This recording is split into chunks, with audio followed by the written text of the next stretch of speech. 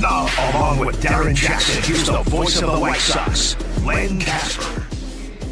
Hi again, everyone. Welcome to White Sox baseball on the radio on a gorgeous night in downtown Minneapolis, Minnesota. The scene of action is Target Field. It's the White Sox and the Minnesota Twins, Game 2 of a 3-game series. The Twins took the opener 9-6 last night. That snapped the White Sox 5-game win streak and also put an end to the Twins' 5-game losing streak. White Sox come in at 32-28. Second place in the AL Central. They're a game and a half behind Cleveland. The Twins are 28. Who leads back to the running track, jumps and makes the catch over the shoulder. Blake Dunn going back, leaps at the wall, and he brought it in. He robs a homer. Dunn gathers Olsen digging for 2. Throw there. Good one by Dunn. Tag. He's out. He robs a homer, 1 AP, and he guns down Olsen. Grady in second on the next. Ward on the move with the dive, and he makes the catch.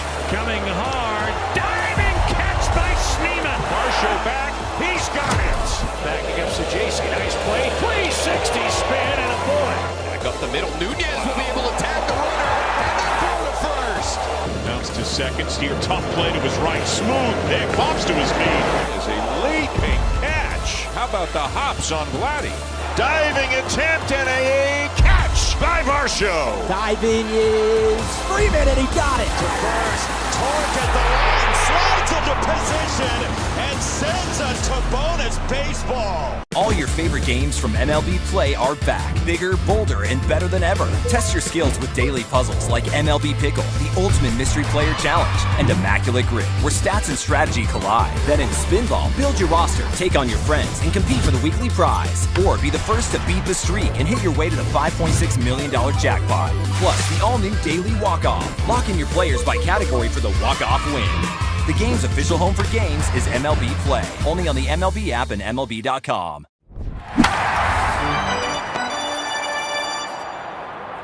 Jersey in honor of the Iron Horse.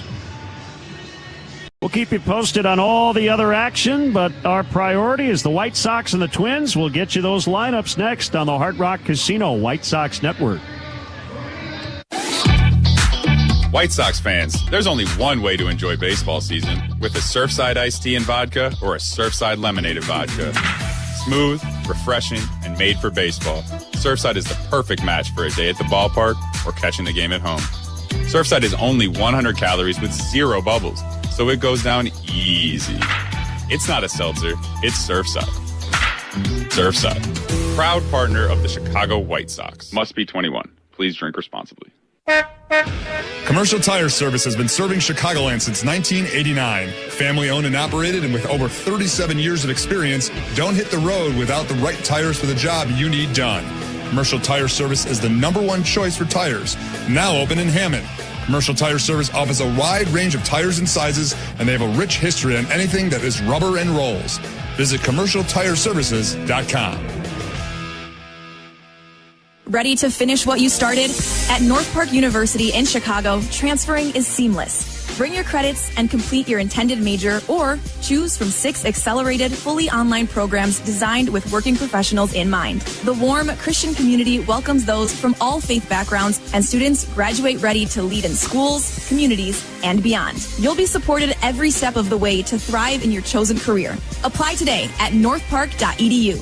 North Park University, where faith, purpose, and career come together. Reason number 354 to visit the city of Countryside, Chicago. They say it's a game of numbers, pero el flow es completamente otra ciencia.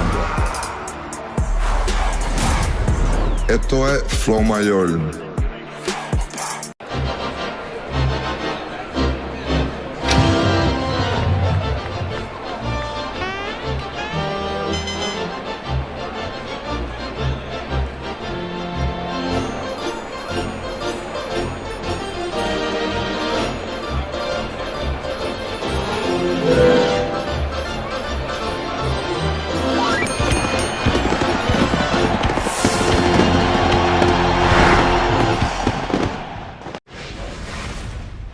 fastball at 102 on the outside edge. 8 strikeouts for Mizorowski. 7 innings, and it's scoreless. The Yankees had an inning for the ages in the third. It was unbelievable. 13 runs on 11 hits. Strikeout number 10. Leiter ties his career high. 5 2/3 scoreless. A great afternoon for the Rangers' young righty. Oh my goodness. You want to say that this guy is back? He's more than back. He is absolutely on fire. Acuna strikes again. His last 5 hits, all 5 homers. Tracking it back towards the wall. It's by the pole, and Siri got it. He went up and got it. Took away a grand slam. That's an outstanding saver of 4 runs.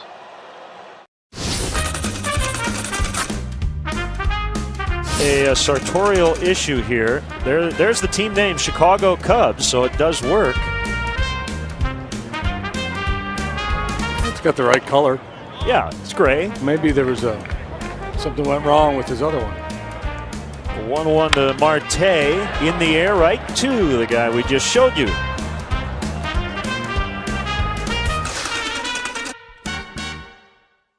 Puedes ser el dueño de grandes momentos del béisbol. MLB Auction te permite participar en la subasta de bates, bolas y jerseys autografiados, con artículos de tus equipos de grandes ligas favoritos, leyendas y jugadores. Visita auctions.mlb.com.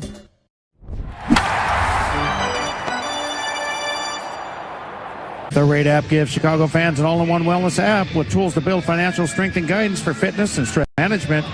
Feel better, live better, play better. Download the Rate app today. Fans, join us at the ballpark for Pride at the Park on June 10th at 6:40. Fans receive a White Sox Pride hat designed by T. Sanders, comedian and NAACP's outstanding digital content creator, when you purchase a specially priced ticket. Limited availability. Get your tickets and prepaid parking at whitesox.com/promos. And take advantage of savings all summer long with our summer savings section. Score select lower level tickets starting at $20 on weekdays and $25 on the weekends. Join us at the ballpark Saturday, June 13th. And Sox are taking on the Dodgers at 3:10. 15,000 fans in attendance will receive a Colson Montgomery bobblehead presented by Rate, or skip the lines and secure your promo at checkout with Guaranteed Promo. Get your tickets and prepaid parking and visit whitesox.com/promos. The conditions, the same as yesterday. It's sunny, shadows across the field, a bright batter's eye. Let's get to this starting pitcher early before he gets settled in. Here's my partner with the play-by-play. Here's Len Casper. All right, thanks, DJ. And it is the 6th annual Lou Gehrig Day to raise awareness for ALS. June 2nd chosen. It marks the anniversary of Gehrig's promotion to the first baseman job. He became the starter. A pinch hit, actually, on June 1st, 1925. That began that streak of 2,130 consecutive games. He supplanted Wally Pipp as the everyday Yankee first baseman the next day. And this is also the anniversary of Lou Gehrig's passing on June 2nd, 1941. I know you did some research on Lou Gehrig. What an amazing ball player and courageous human he was. Yeah, absolutely. I was wondering, even knowing it was imminent, that his passing was going to be before him.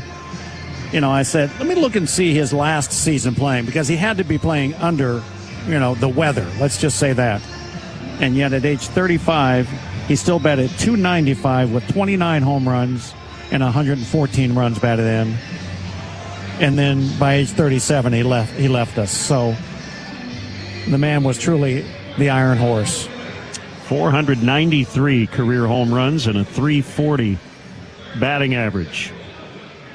Our look at the White Sox uniforms is driven by Arlington Toyota. Check out their impressive lineup of Toyota vehicles today. Arlington Toyota, new owners, same people, better deals. Visit ToyotaArlington.com. Sox wearing their black jerseys and gray pants. Twins in their home white uniforms. Chase Mydroth leads off against the lefty Connor Prelip. He's had a couple of rough ones, including one in Chicago last week. Here's the first pitch of the night, and it's swung on and hit in the air, foul, out of play, and we're off and running. That fastball at 95 miles an hour.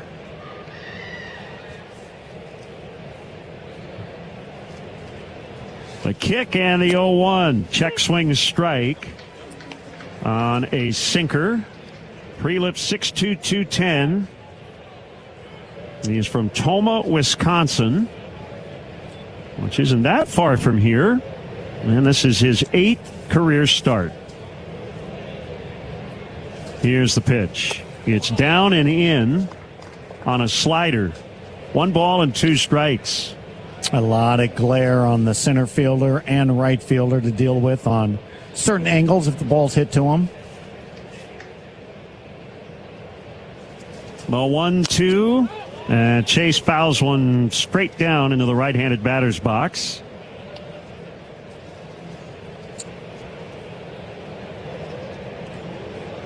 So Prelip's hometown is about 2 hours, 40 minutes from here.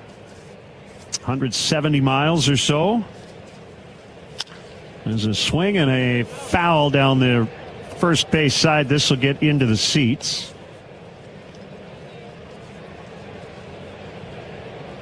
Tuesday nights here are $1 hot dog nights. Might have to get in on that. Yeah, I mean, we'll just wait for the concessionaire to walk by. Hot dog, we'll order some. Swing and a foul tip, strike 3 on a very high sinker. And Mydroth strikes out to open the game. Yeah, when you mention high, 97 miles an hour, a good 5 inches above the strike zone. Here comes Randall Grichuk. He's playing right. And the first pitch is hit in the air out into shallow right. It'll be the second baseman Keyshaw out there, and he puts it away. Well, I'm going to assume Prelip is aware it's hard to see the ball right now, so good located fastball is going to get the job done, as we've just seen on 2 occasions, the strikeout and the broken bat. Now Miguel Vargas, who hit 2 home runs last night. This is the White Sox 18th game against a left-handed starter. They're 9-8 against lefties. Vargas is murdering lefties, but a wave and a miss on a curveball for strike 1. Nobody's been better in baseball against left-handed pitching than this guy here in 26. Batting .328. And he takes low with a .468 on-base percentage, and he's slugging .738. That's Ruthian. Yeah, well, Ruth probably hit lefties just as hard, and he was a left-handed hitter. Yeah.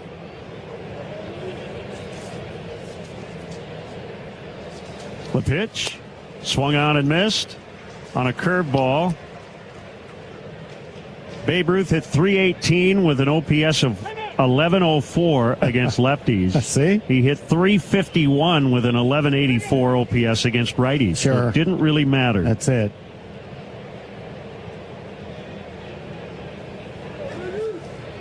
By the way, Babe Ruth, the pitch, and it's high, had 2 career plate appearances batting right-handed, and he walked both times.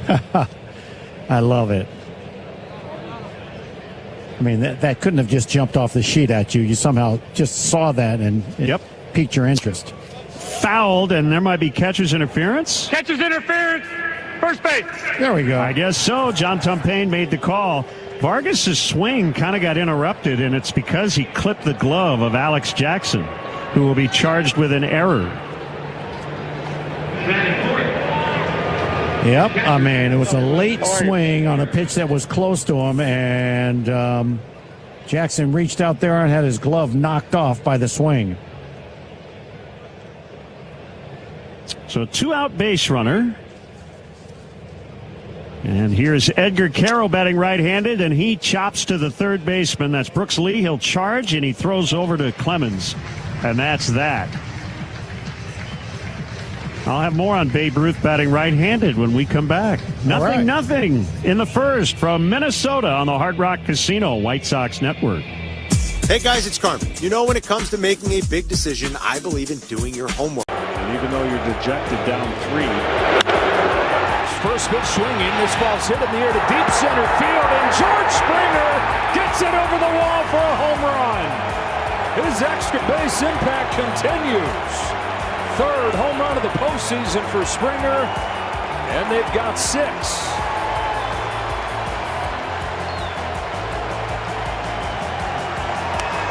Fastball outer third up.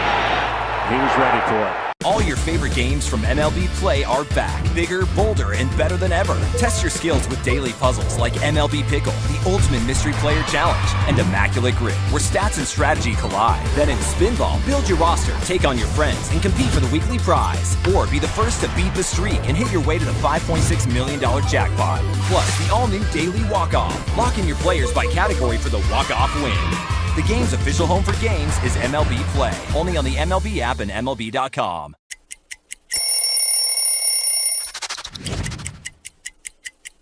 Well, when we moved downtown San Diego from Qualcomm to Petco Ballpark, new uniforms were on the way, and this is the Padre home white. This jersey is from 2007, which was a career year for myself, winning a Cy Young. There's some different memories that stand out. One in this uniform against the Braves, where I struck out a Padre record 16, wearing this jersey, trying to make the Padre and the Friar faithful proud.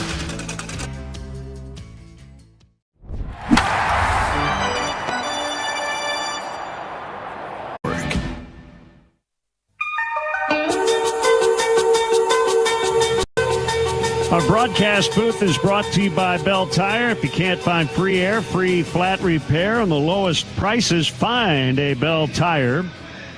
Bottom of the first, Davis Martin will face Byron Buxton in a scoreless tie. Martin has been one of the best starters in baseball. He's making his 10th start. The White Sox are 10-1. When he has pitched, including a current 8-game winning streak in his starts. Buxton takes a strike on a sinker. The White Sox are 6-0 in Davis Martin's starts following a team loss. That would apply tonight. The 0-1 to Buxton, swung on and missed on a slider. Buxton in his career 1 for 12, 2 walks and 7 strikeouts against Davis. Well, Davis is way ahead. He can add to that strikeout column right now. Brooks Lee is on deck. Here's the pitch. It's lifted foul off to the right. I'm watching Derek Hill, and the sun is particularly bad right now in center, and looks like he's shading his eyes as the pitch is coming. You know, I mentioned about the Buxton and the right fielder, and when they were out there, a lot of glare right now because of where the sun is. There's a swing and a pop fly to right. Grichuk over near the line and now has to turn on the afterburner, and he runs it down. So they get Buxton, and here is Brooks Lee. So to cap our Babe Ruth conversation, August 1st, 1923, a 9th inning at bat. Ruth actually stepped in to bat right-handed, but then switched back to the left side and hit a home run. Okay. In an extra innings game a few days later, he did it twice and took an intentional walk both times. Lee takes low. He then hit right-handed in an exhibition game in 1927 and doubled. 27 Yankees. They were really good. They were pretty good. I heard about them. The pitch, Lee swings and misses on a sinker at 93. See, now you get me thinking about 2 batters in recent history that just flipped to the other side and hit home runs. Javi Baez, and Anthony Rendon. Rendon for the Angels, yes. The pitch, low. That's just interesting. Babe Ruth, you know what that tells me? Is he liked to have fun. Exactly right. The pitch. That's a strike. and it's 2-2. The 27 Yankees won 110 games under Miller, Huggins, and the best offensive club basically ever. Yeah.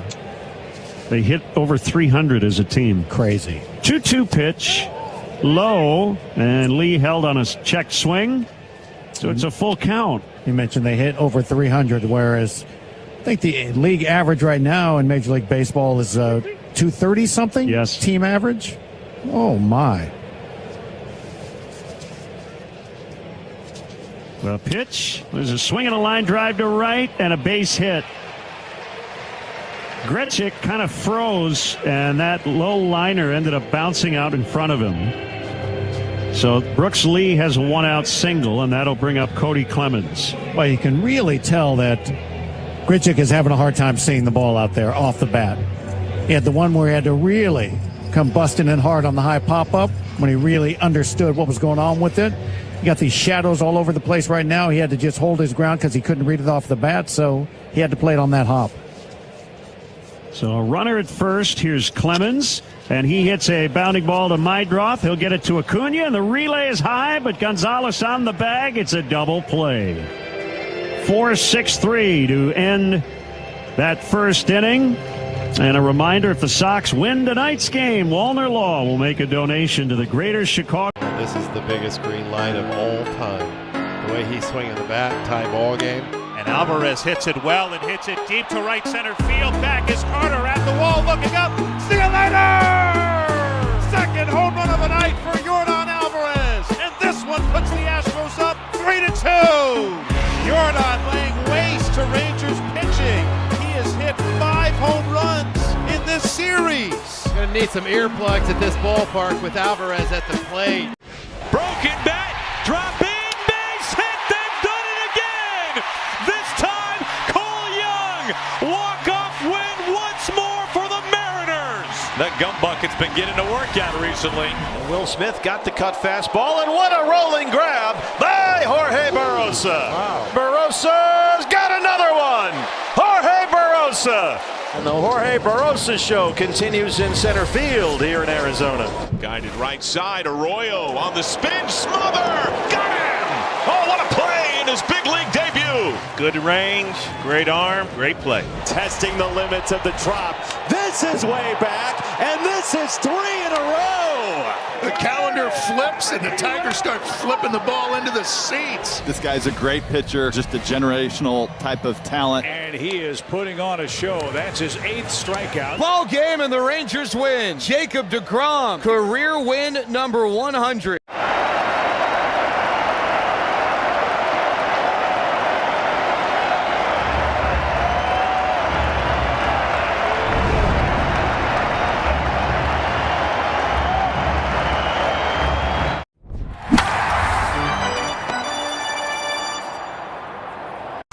Let's get to work. Oh my, ring the bell on that one. ESPN Chicago.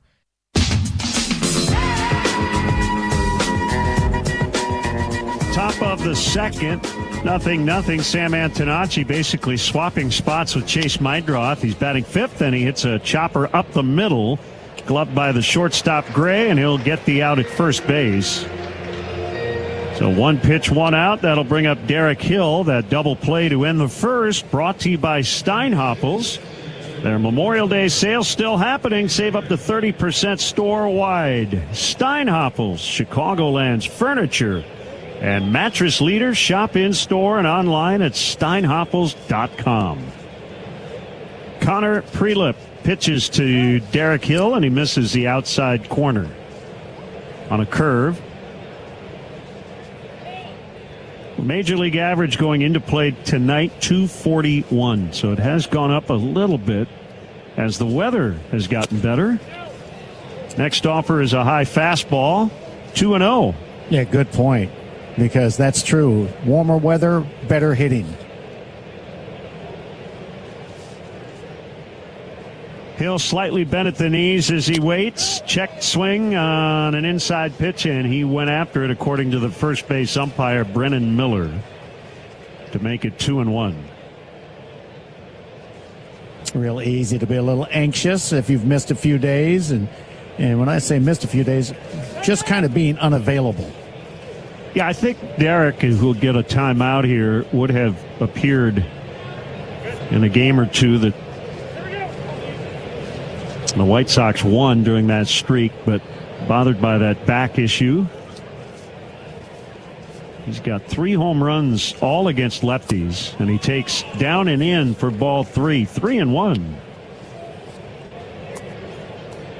Any gifts that are given by pitchers in these conditions, wild pitch, hit batter, you name it, anything that they don't have to swing the bat, they'll be thankful. The 3-1, a swing and a miss on a good sinker at 96. Full count on Hill. Benintendi, the DH, is on deck. 3 left-hand batters in this lineup tonight. The 3-2, he got him looking on a sinker for strike 3. Let's pause 10 for ID on the Hard Rock Casino White Sox Network.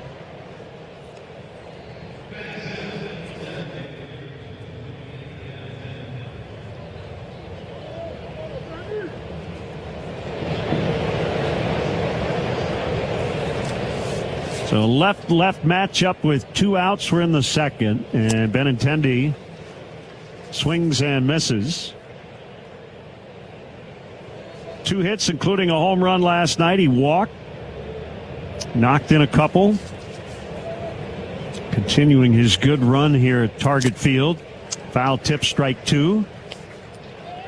Right now you can just tell that Prelip's aware. Guys want to swing, especially a left-hander, so he's featuring slider. Might as well throw it again just off the outside edge. It's hard to pick up right now. The pitch, a little low. Prelip working out of the stretch, really tries to hide the ball in his setup. He's got his hands right near that back hip as they come together. And there's a curve low and outside. So, yeah, he is stuck with the breaking stuff. Yeah, but he went swing and miss on 2 sliders, and then give the batter layoff of back-to-back curveballs.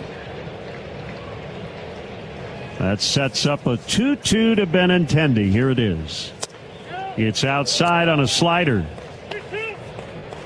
So full count with Acuna waiting on deck. Outfield pretty straight up on Benintendi. Left fielder is shaded toward the line. That's Larnick. 3-2. And it's outside, and we've got a challenge from the catcher, Alex Jackson. The previous pitch was called a ball. The catcher's challenge. Right near that up and outside corner, and it is a strike.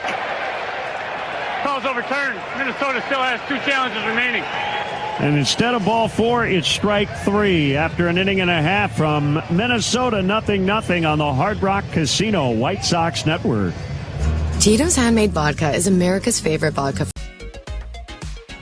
Well, this is a World Series card. Everybody said, what's it going to be to pitch against Sandy Koufax, who's a dominant pitcher? I said, I hope I don't embarrass myself. And I didn't. Pitched my first shutout ever. We won 6-0, and my parents were there. My mom was afraid of heights, so she was in the upper deck. She had to come down and trade seats with somebody so that she could actually watch her 20-year-old son pitch a shutout in the World Series.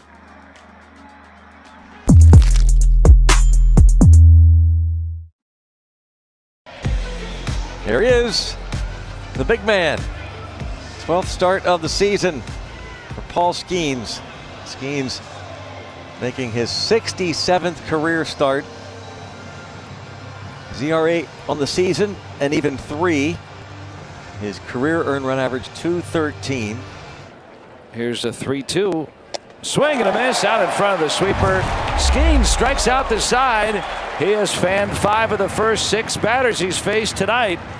Down go the Cubs again. They're 6-4 this year. There's a swing and a miss. Amaya down on strikes again. He's got 99 in there above the zone for the first out of the 5th. 2-2. Swing and a miss. He struck him out. Down and away changeup. 10 strikeouts for Skeens, and he'll walk off the mound with a wry smile. He's in control tonight. Puedes ser el dueño de grandes momentos del béisbol. MLB Auction te permite participar en la subasta de bates, bolas y jerseys autografiados, con artículos de tus equipos de grandes ligas favoritos, leyendas y jugadores. Visita auctions.mlb.com.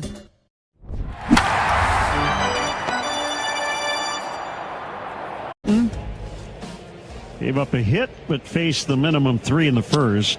Bell looks at a strike. MLB.com's Jared Greenspan wrote a great piece today about Davis. And a couple of interesting notes on him. There's a foul.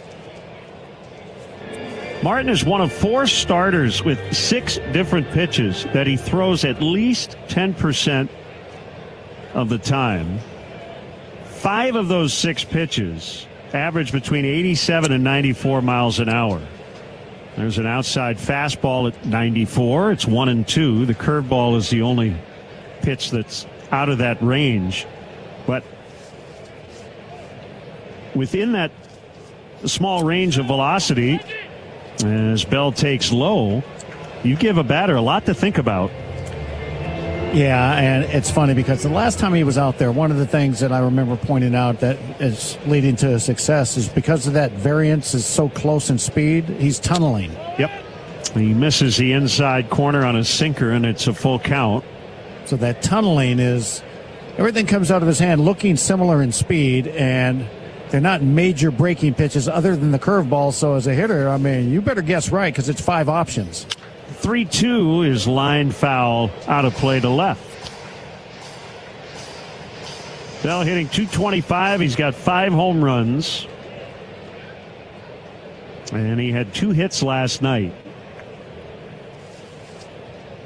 Another 3-2 from Martin. And another pop fly foul. It'll land down the left field line.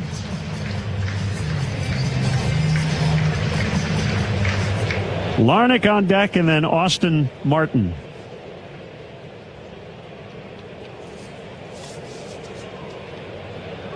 The 3-2. Swing and a base hit. Ground ball into left. So he went the other way on a fastball, and it's a leadoff single for Josh Bell.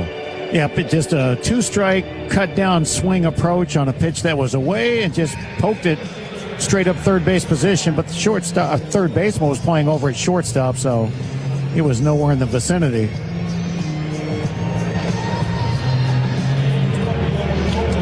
Josh Bell can hit home runs. He also hits a lot of ground balls. Career ground ball rate of over 49%. There's a swing and a line out to Meidroth. Larnach lines out to the second baseman.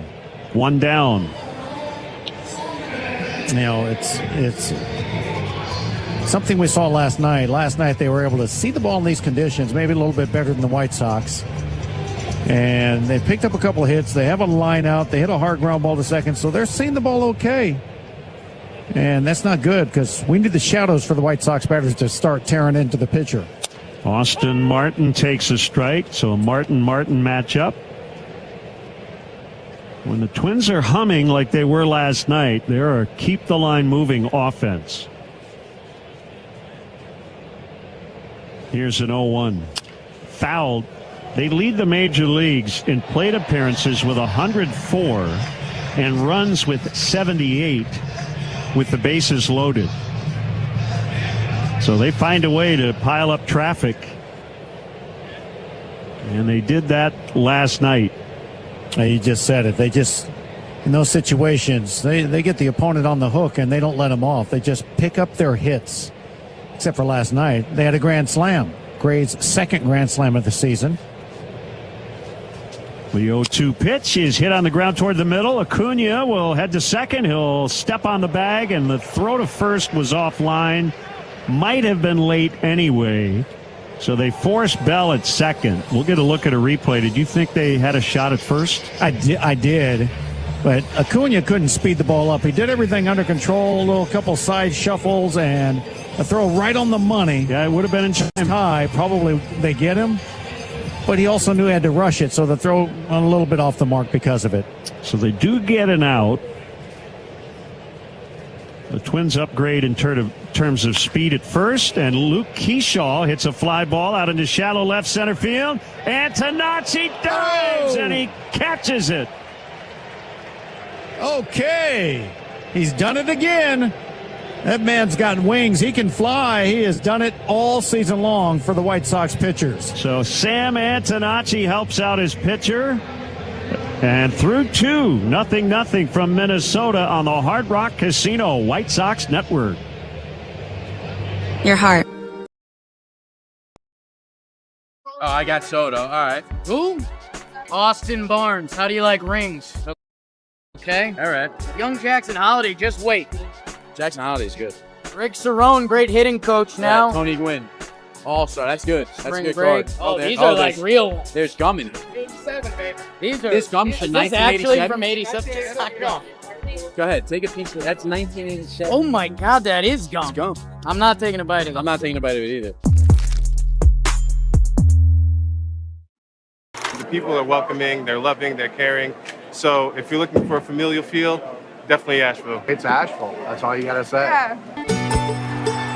They're excited to be back and back on their feet, so it's been awesome to see the rebuild. Winning or losing, like everybody's there having a good time rooting us on, so I've always enjoyed that the whole year. You play here at the tourist park and you feel like you're back in the old days playing real baseball. Nestled right into the mountains there. That's right on a cliff.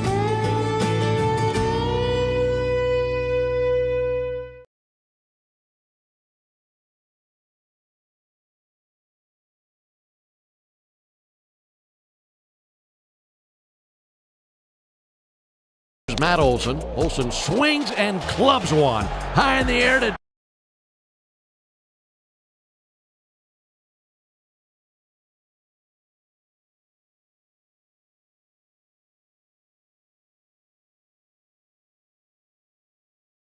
deep center field, streaking way back to the wall and off the wall. That's a home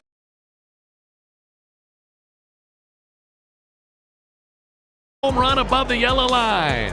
Matt Olson gets us going with a homer to the deepest part of the yard. What a shot. Way up in the air to straightaway center, and it's 1-0 Braves. That's got to feel good for Matt Olson, getting that goose egg out of his home run column, and there was no question that one was leaving the yard. That was absolutely crushed. Puedes ser el dueño de grandes momentos del béisbol. MLB Auction te permite participar en la subasta de bates, bolas y jerseys autografiados, con artículos de tus equipos de grandes ligas favoritos, leyendas y jugadores. Visita auctions.mlb.com. Luis Angel Acuna leads off against Prelip. First pitch is low on a curveball, ball 1. Numbers haven't really improved, but Acuna's had some better at-bats here of late. 165 on the season. And that pitch just missed on a slider for ball 2. A little high. He does look a little more relaxed. Almost like he doesn't feel like he's looking over his shoulder as much for somebody to tap and say, you got to go. There's a strike on a slider. And believe me, when you're struggling as a young player and you're waiting for a tap on the shoulder and like, all right, we're gonna send you out for a little while till you find your swing. And it seems like he's let that go. He's more relaxed, it appears to me. The 2-1 is in the dirt. So 3 balls and a strike on Acuna. Sox without a hit. Only base runner came on a catcher's interference. We'll see his brother on the upcoming homestand. The Braves will come to town. Fouled. Off to the right out of play, 3-2. He's only walked 6 times. He's got 21 strikeouts.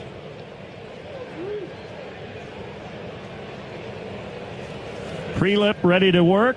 The pitch.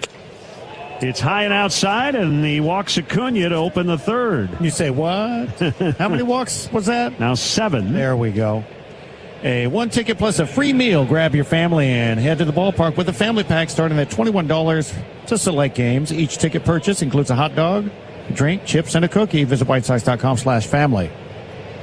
Now, Jacob Gonzalez, who earlier today got named, there's a pitch that's high, and Acuna was on the move, and he steals second base. Ball trickled out of the glove of Tristan Gray. So ball one on Gonzalez. Found out today he was the White Sox minor league player of the month for May. Yeah. I did not congratulate him because he's in the major leagues. I should have, I guess, but that's a good point. I mean, you're like, hey, congratulations, but you're not even there. So congratulations is really welcome to the big leagues. So Acuna picks up his 9th steal. Gonzalez takes ball 2 off the outside. 3rd game in the major leagues. He is 1 for 7. He had a tough 0 for 4 strikeout night last night. But he's in there against the lefty, batting 9th. The 2-0, and he fouls on the screen behind the plate. So how about this? With the debut of Gonzalez, all 12 of the Sox first-round picks from 2013 to 23, including 2 in 2016, have reached the major leagues. It's impressive. The 2-1, Acuna takes off for third. Called strike, and the throw goes into left, and Acuna's going to score. Well, you just saw why he's on this roster. He's got defensive versatility, but he's got game-changing speed, and we haven't seen a lot of it, but he changed this inning, and it's 1-0. Yeah, absolutely. I mean, a walk, 2 stolen bases, forced a throwing error, and just like that, the White Sox have the 1-0 lead. Thank you very much. So 2 errors on Jackson here early as Gonzalez strikes out swinging.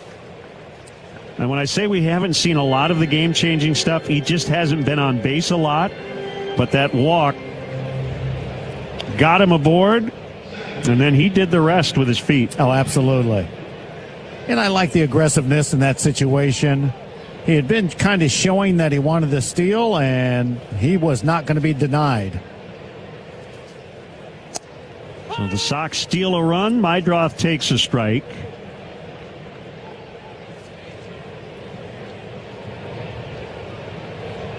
Chase struck out in the first inning. I want to tag that Gonzalez first-round pick note. Knee-high strike. The White Sox and Rangers are the only 2 franchises during that span of 13 to 23 to have every first-round pick get to the major leagues. Yeah, that's pretty impressive. The 0-2 is bounced past the pitcher. Barehanded attempt by Gray, and he missed it. It'll be a base hit for Meidroth. That's the first White Sox hit. And it's one where the pitcher, it seemed like he wanted to reach out and try and make the play, and he said, no, I'm going to let this one go. Tristan Gray decided to try and barehand grab. It was coming in a little too hot for me for the barehand try. You may as well just go ahead, use the glove, and try and flip it over there as quick as possible. If he's safe, he's safe. Give yourself a chance at least. So Meidroth aboard. Here's Grichuk. And he looks at a strike. The White Sox are 3-2 against the Twins. They're 11-4 versus the division.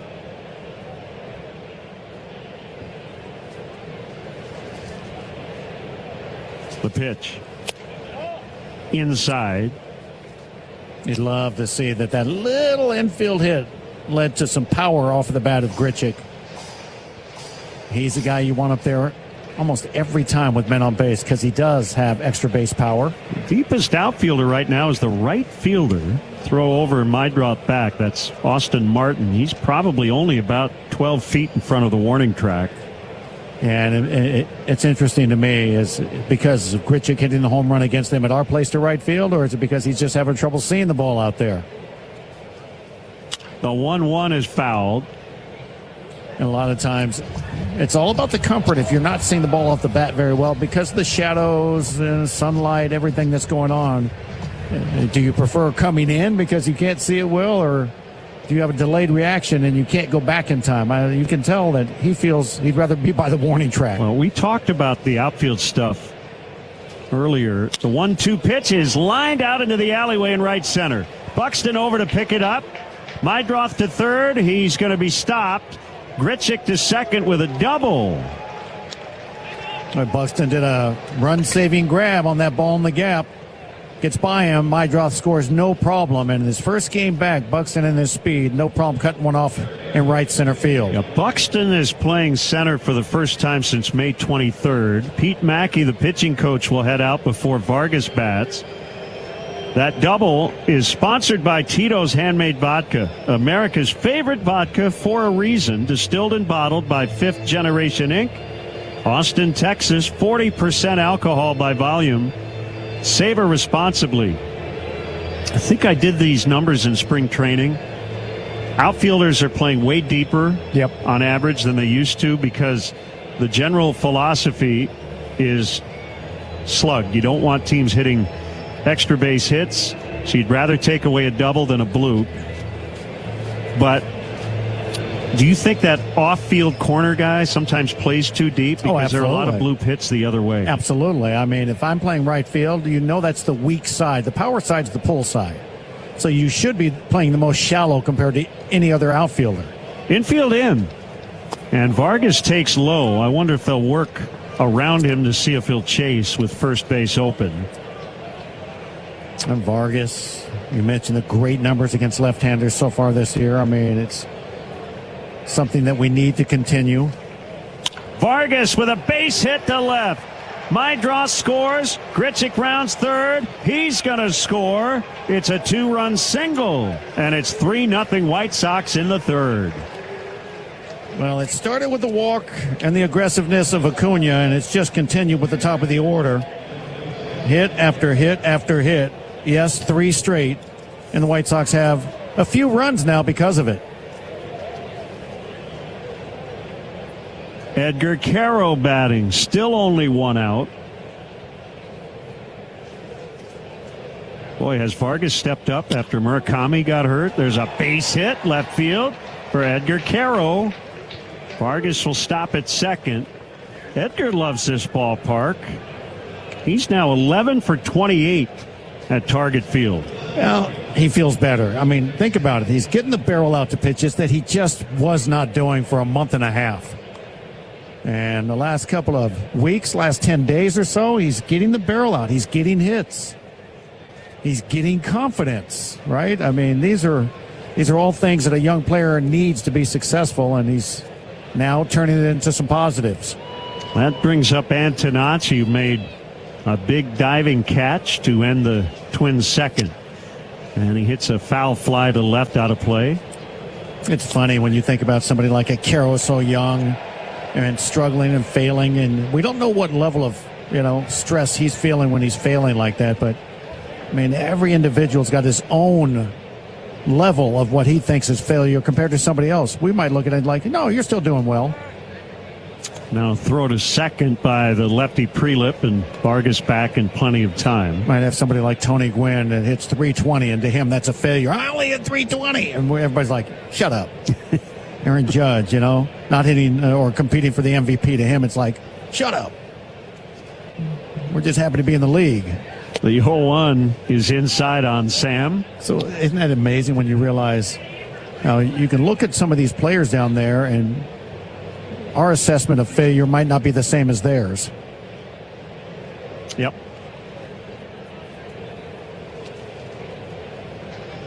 Long hold, now the pitch. Antonacci fouls. There's some activity out in the Twins bullpen. Nobody throwing just yet. When I mentioned Prelip has gotten whacked around a little bit his last 2 starts. His ERA went from 2.88 to up over 5. The 1-2 is low.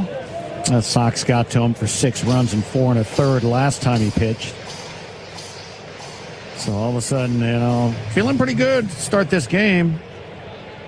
4 strikeouts quick until this run right now of offense ganging up on him. 2-2. Outside, good take. Full count.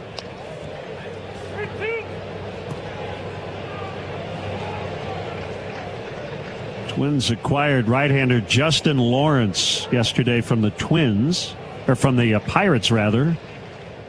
And he is now in their bullpen. 3-2 is hit in the air out into center, and it's deep. Buxton backpedaling. He's at the warning track, and he's got it. Vargas will go back. He'll tag and end up at third. Boy, Buxton just doesn't panic. He almost misplayed it, but you're right. Very composed, as you said. He didn't panic when he was turned the wrong way. He just casually turned back.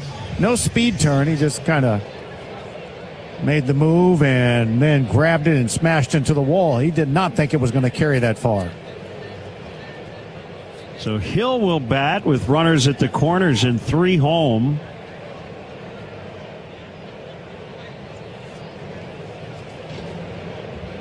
And the pitch, and Hill pushes a bunt, but he pushed it right to Clemens at first base. And he'll apply the tag, and Hill will just keep on walking toward the outfield. Inning over. They get 3, however, and lead 3-0 in the third on the Hard Rock Casino White Sox Network. Big color. Big.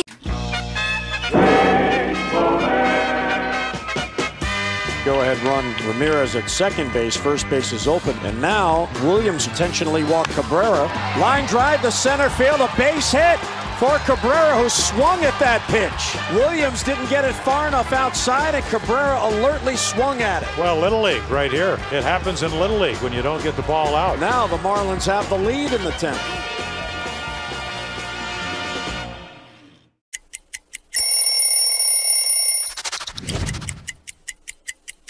I went to college at Northeastern University, and all my friends were Red Sox fans. And while in my 3 years there, I really grew to appreciate Red Sox Nation and everything that they bring to the table. And once I got my head wrapped around the trade, I was really, really excited.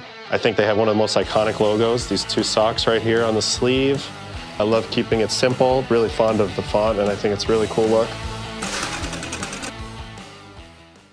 So this is MLB Network Talent Stars. Okay. The stars of MLB Network. Can I trade a pack of these for a signed Lauren Shahadi card? How about we do a little bit of both? Money, a little trade. Will you open it up and see if you like it? They're really nice. If I sign it, does that equal the Lauren Shahadi 20? All right. Do we have a good trade? We have a good trade. Thank you so much. That was fun. Nice doing business with you.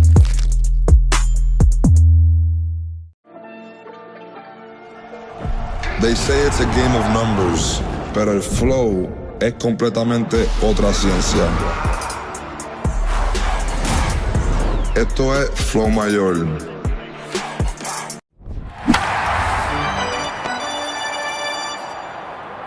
Opinion is always a good idea. Get yours at Northwestern Medicine.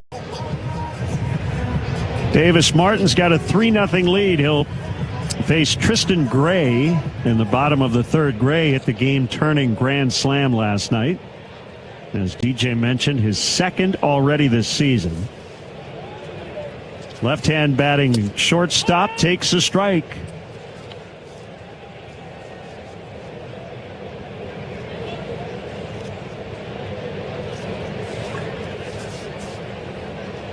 The 0-1. It's outside.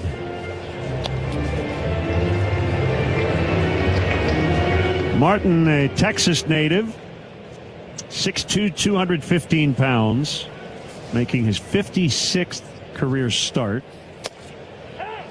Pitcher's strike near the outside on a fastball. It's 1-2. Looking for his 9th win, and it's only the second day of June. Yeah, no, this is kind of unheard of in today's baseball. Starting pitchers stacking up a lot of wins like this early in the year. I mean, being out there long enough, one thing, let alone their team winning. He misses low on a cutter.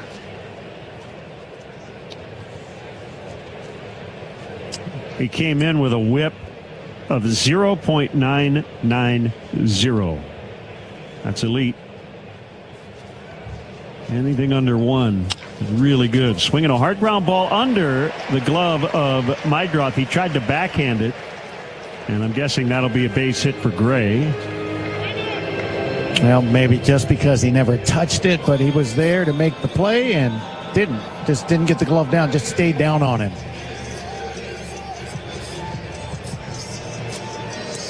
Now Alex Jackson, they're without Ryan Jeffers, who's on the IL. So it's Jackson and Caratini, the catching tandem at the moment. And the pitch is inside, ball one.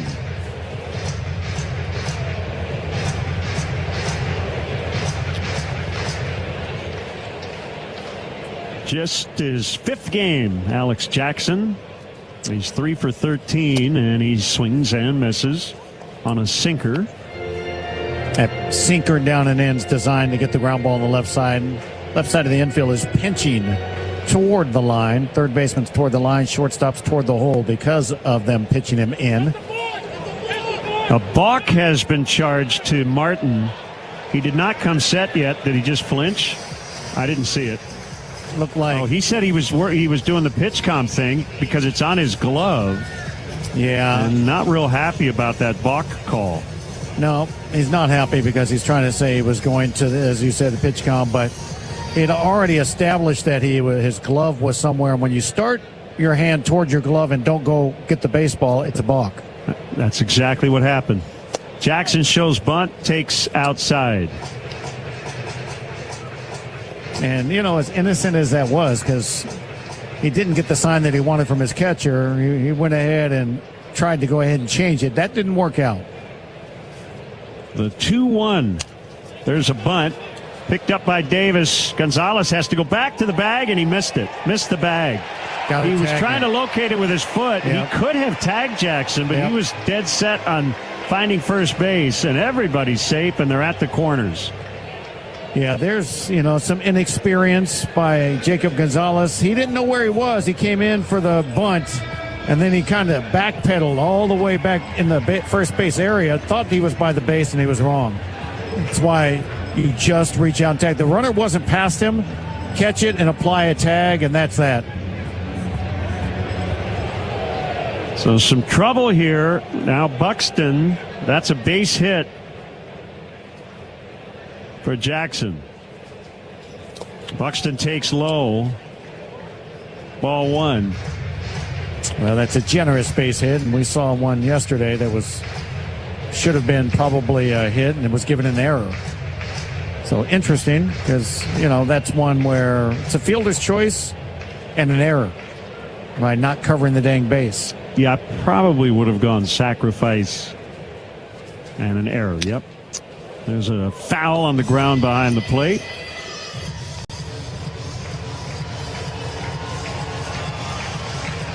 So this has turned into a mess. Went from him trying to roll up a double play to first and third, nobody out. 1-1 to Buxton. They're back in the middle for two. Vargas also deep. Swing and a miss on a cutter. The White Sox have given Martin a lot of run support here of late. And as a result, a lot of the runs he has allowed have been in situations like this. Like get an out or two, give up a run, but limit the damage. Called strike three on a heater for the first out. That's a big one. His first strikeout. One down, and that'll bring up Lee. Well, what a great pitch. I mean, that pitch looked like it was going to run off the inside corner. It just stayed there. It's a four-seam fastball that almost had a cutter spin. It was a little different movement on that pitch. Lee 1 for 1. And he takes low, and that ball eluded Carroll. He couldn't find it. And as a result, Jackson's going to end up at second base. Yeah, good base running by Jackson. He saw the ball go trickling between the legs of the batter toward first base, and the catcher was looking toward the backstop. Had no idea where it had gone.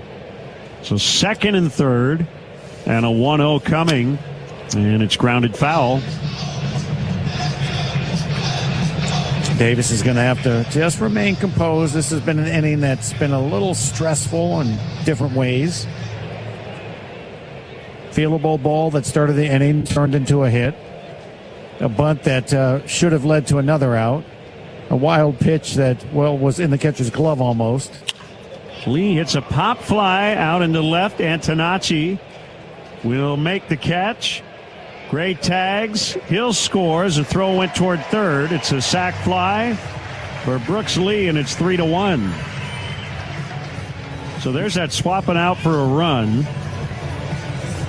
Yeah, you'll take that. I guess the good news is it's because you've got a multi-run lead. Yeah, you'll take it, right? The big thing is the first strikeout of the game for Davis of Byron Buxton.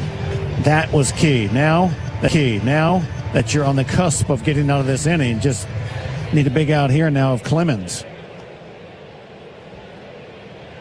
So runner at second, 2 outs, 3-1 Sox. Clemens takes low.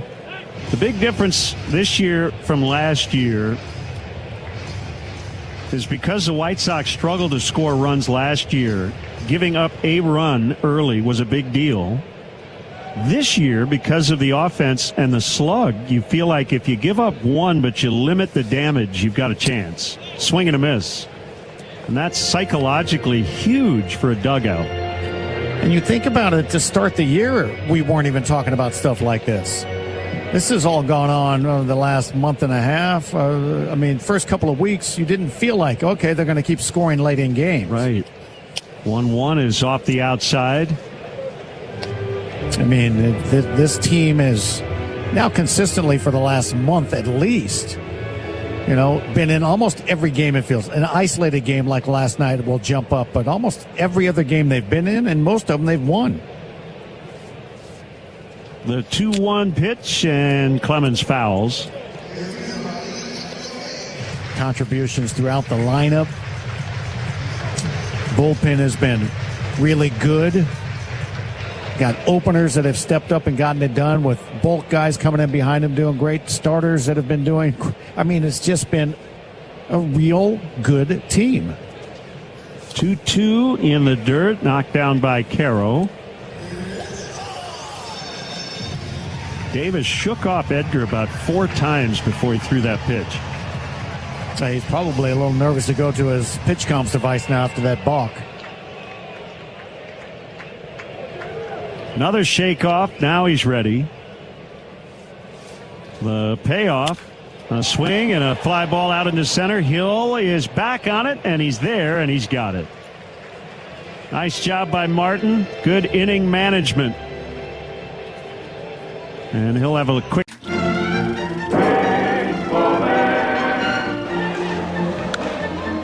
Williams pops it up. Another one for Jeffers. Well, the best part about it is that he can actually try to smile a little bit. Jeffries laughs at himself, and I think that's cool, because I'm not laughing at his inability to catch the pop. And that's the way the game is. You have to be able to laugh at yourself a little bit. Well, we certainly served it up over the plate. This is a burger fit for a home run king, the 99 burger in honor of Aaron Judge. They sell a bazillion of these at Yankee Stadium. It looks pretty good. I feel like we passed the test. What about you? I think so. Te encantan los jugadores. Te encanta el juego. ¡Y se fue! Ahora puedes ser el dueño de grandes momentos del béisbol. MLB Auction te permite participar en la subasta de bates, bolas, jerseys autografiados y más, con artículos de tus equipos de grandes ligas favoritos, leyendas y jugadores agregados toda la temporada. Cada artículo es autenticado por MLB para asegurar que lo que llega directamente a tu hogar es original. ¿Quieres una parte del juego? Visita auctions.mlb.com. I'm Jonathan Mayo, and for more than 20 years, I've traced the path of baseball's rising stars, navigating the back roads of the national pastime and basking in the glow of small-town America's spirit, where the team is woven into the fabric of everyday life, where it's more than just a game. It's a celebration of the people, the traditions, and the culture that give these places their soul. This is Grassroots.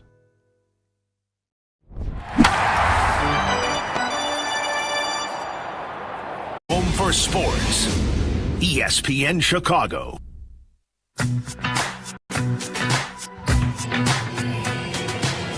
Sox bat in the 4th inning with a 3-1 lead. Each team scored in the last inning. Connor Prelip delivers to Andrew Benintendi, and he fouls back into the Loge level.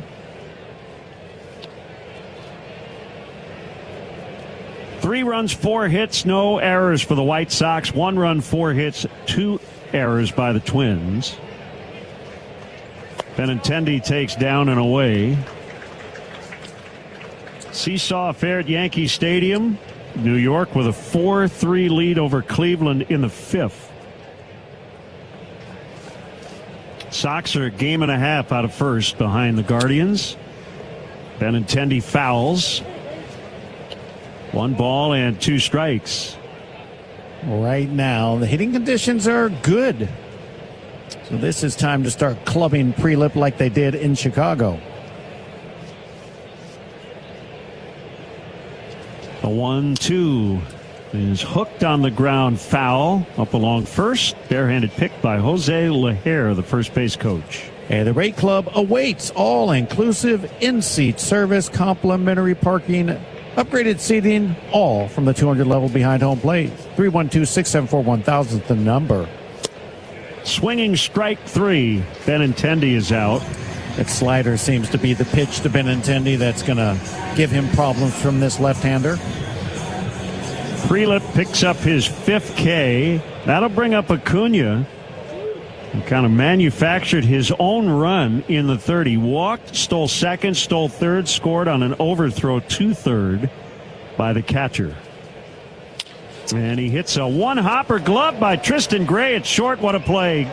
He gets Acuna at first. Yep, you're not kidding. What a play. That's do or die. He started the glove low. It was hard hit, high hop. So to the shortstop's left. It was a high hop about, thigh high by the time he ended up catching this, and just cradled it in and made a nice throw from there. 2 quick outs now. Jacob Gonzalez, who has struck out in all 5 at-bats in the series, he takes strike 1.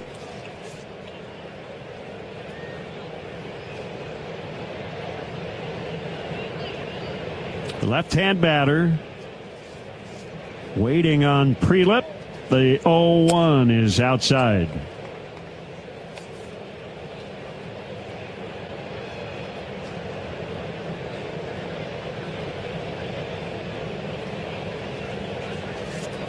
One ball, 1 strike. Here it comes. A little tapper foul just off to the right of the home plate circle.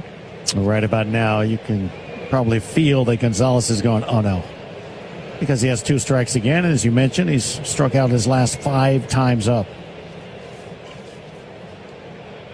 The pitch. Swing and a miss. He chased a slider for strike 3. Sox go 1-2-3 for the 2nd time. We head to the bottom of the 4th.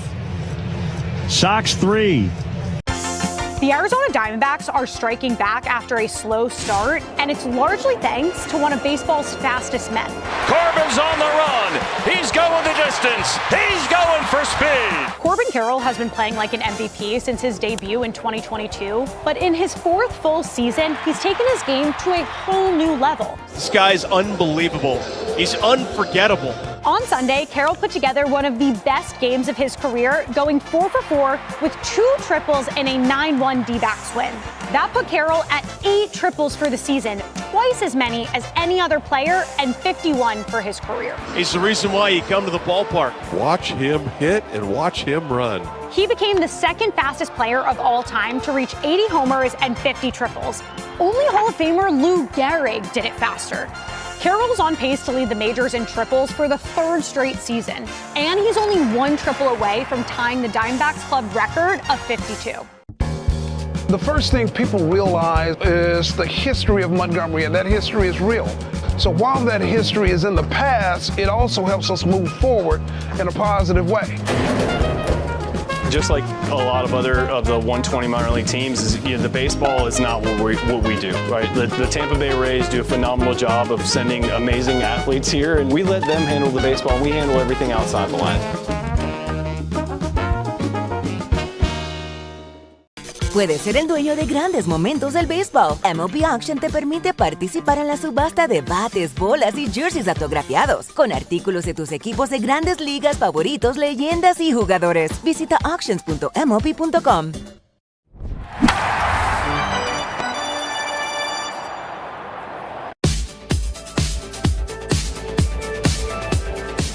Last of the fourth. Davis Martin to Josh Bell. First pitch is a curveball off the outside. Ball one. 3-1 Sox. Bell singled in the second inning. He's batting left-handed. And he takes a high one for ball two. Detroit getting their offense going here last couple of days. They've got an 8-0 lead at Tampa Bay in the seventh. Swinging a line drive out into center field. Here comes Derek Hill, and he'll make the catch. One away now, Trevor Larnach. Kansas City's got a 3-1 lead at Cincinnati in the sixth. Cleveland leading the Yankees 5-4 in the fifth. So they keep swapping two-run innings. Cleveland led in the third, the fourth, and now again in the fifth. Ball one to Larnach on a high slider. Goldschmidt has homered for the Yankees. Manzardo for Cleveland. The 1-0 is low and in. Cleveland, even though we haven't seen them yet, you already know what they're doing. They're doing what they do. All-inclusive offensive team. Everybody kind of contributes, kind of like what the White Sox have been doing. Called strike.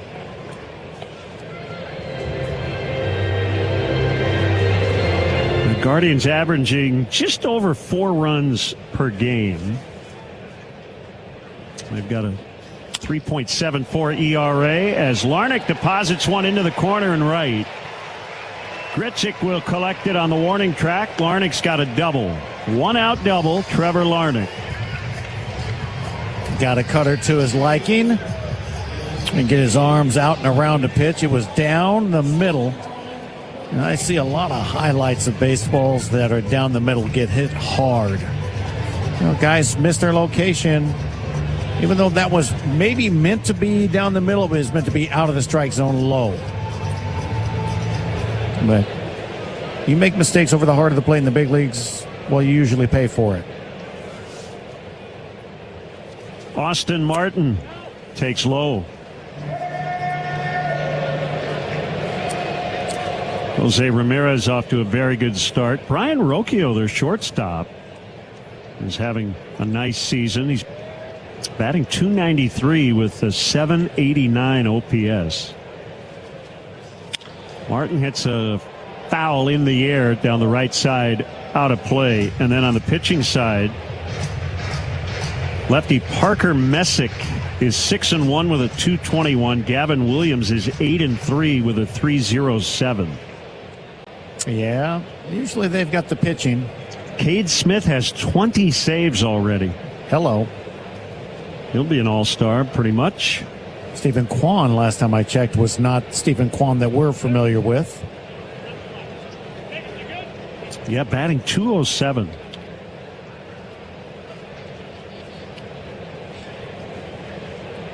I believe he's on the bereavement list at the moment. The 1-1 low and outside.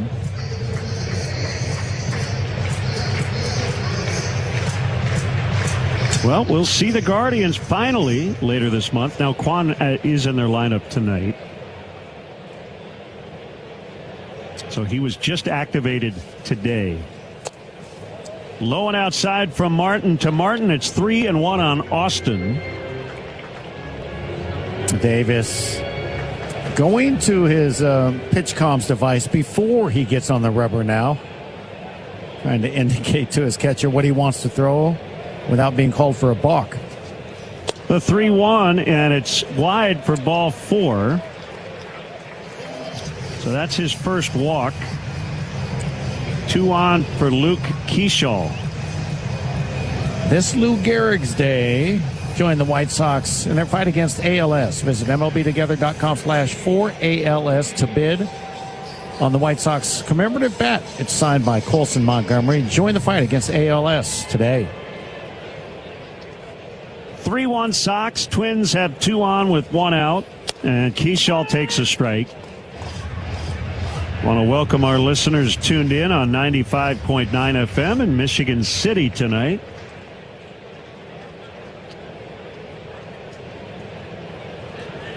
The stretch and the pitch. Swinging a line drive out in the left center, and it's a base hit. Larnach coming around third. He's going to score. The throw went to third. Everybody's safe. And it's 3-2, and the Twins still have it cooking here with one out in the fourth. That's the learning process still for our left fielder. Right there, Antonacci has to throw that ball into second base. He's going to his left toward the gap, trying to throw back and get a Martin who's speedy. It's just not going to happen. Throw was off the mark, never gave himself a chance, and the runner just saw the throw go to third, so he just kept going into second base. They're going to give Keyshaw a double. It was very generous all of a sudden here. Infield in against Gray, and he swings and misses. So second and third, one out, 3-2 Sox. Bottom of the order doing some damage tonight for Minnesota. The 0-1 just inside.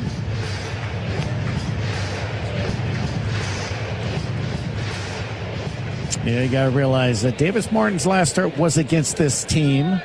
So they just saw him a few days back. The 1-1 checked swing. He held on ball two on a hard changeup, 2-1.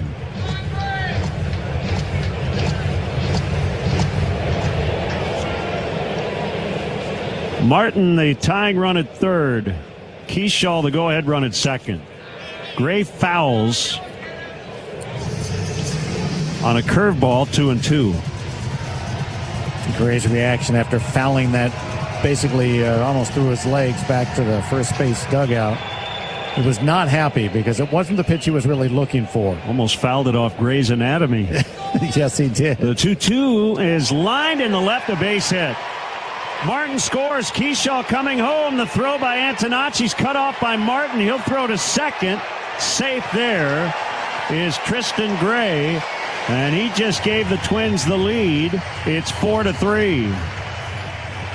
Well, that's the pitch that Gray was looking for to do some damage on, and that's what they do. You mentioned it earlier, especially with bases loaded, that they sustain an attack. They just accept base hits. They're not trying to hit a home run. He got a fastball that was up away, and he sliced it into left field. And twice in the same inning now, Sam Antonacci making that rookie mistake out there and throwing to the wrong base. You've just got to refrain from throwing where you have no chance of getting somebody out. Throw it to second base. Keep the double play in order. Give your pitcher a little help on that.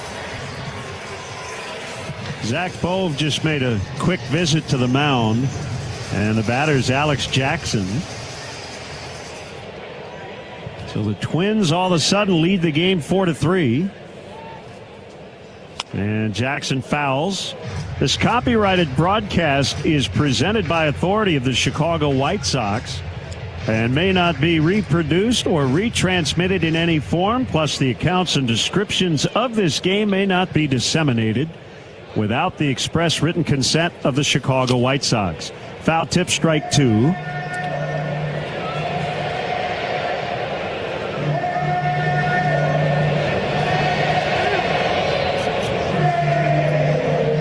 Jackson gets a timeout. They've got some action now up, I believe, in the Twins bullpen, or will shortly. The pitch, low and outside. It's a different look these Twins batters are giving tonight. Only one strikeout so far for Martin. As you can see, they've really cut down on their swing approach. Runner takes off. Martin throws to second. And then the throw by Meidroth eludes Vargas. Tristan Gray steals third. The White Sox are fortunate that he didn't score on that play. He took off, and Martin actually threw behind him to second base. Yep. I mean, they had a pickoff play, and it's almost like Gray knew it. I don't know if they had the drop of the glove, and he saw it drop, and he just took off to third because they knew he was going to be thrown behind. Infield in. There's a swing and a blue fly ball to right, base hit. Gray will score, and it's 5-3.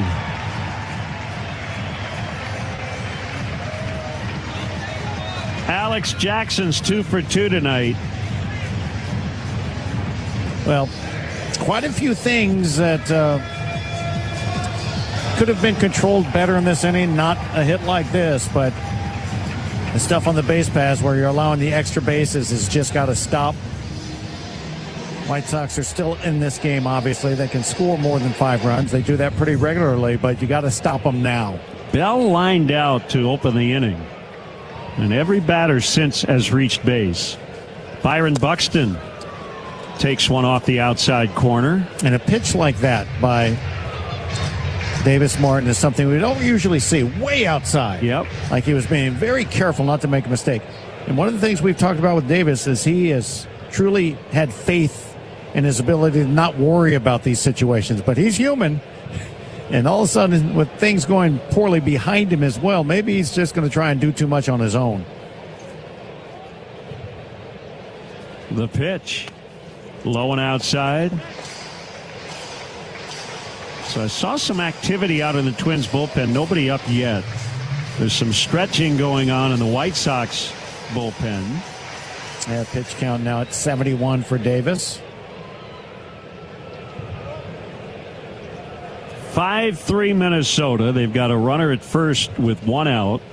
Buxton chops one foul into the third base dugout.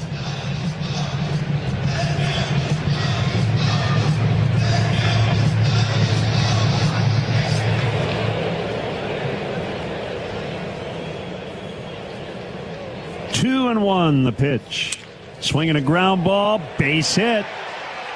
Kind of a 99 hopper. Had eyes on it and found space out in left center for Buxton. Well, they're just putting the bat on the ball. That's all there is to it.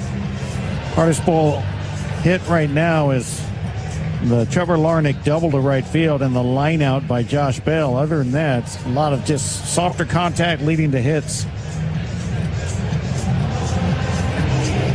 That'll bring up Brooks Lee. Now Edgar Carroll will take a very slow walk to the mound.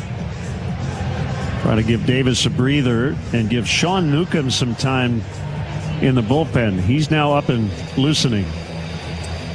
Hey, Friday, June 26th, see the artist Marshmello perform a post-game concert after the White Sox take on the Royals at 6:40. Don't miss your chance for an up-close on-field experience. Exclusive on-field passes are on sale now with limited availability. Get your tickets at whitesox.com/concert. Well, the White Sox had a 3-0 advantage, brought to you by Advantage Dealer Group. Find your next Chevy, Acura, Toyota, now Cadillac, Buick, GMC. And find your advantage at Advantage Dealer Group. Twins have come from behind, now lead by 2. And Brooks Lee takes a low curve, ball 1.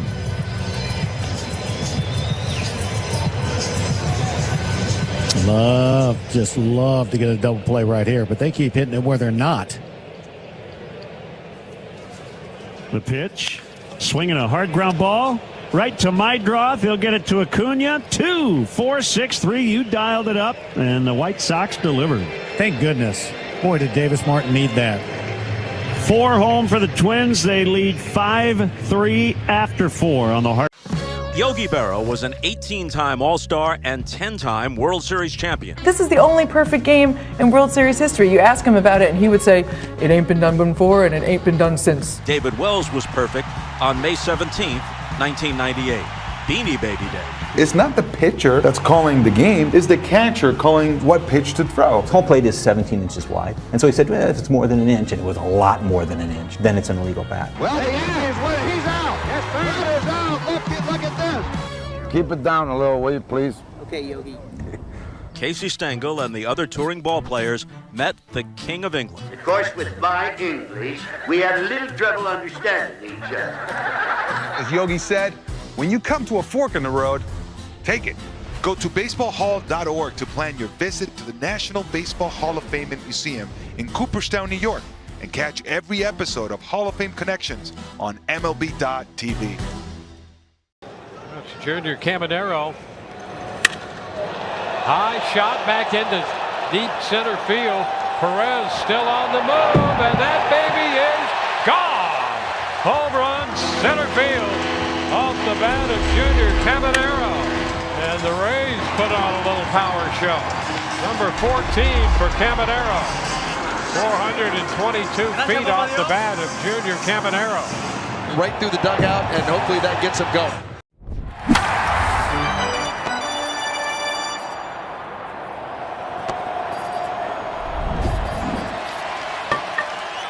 Every Sox game. Boy, did they come together beautifully. ESPN Chicago. This booth here at Target Field in Minnesota. Sox trail for the first time tonight, 5-3. Connor Prelip works to Chase Mydroth.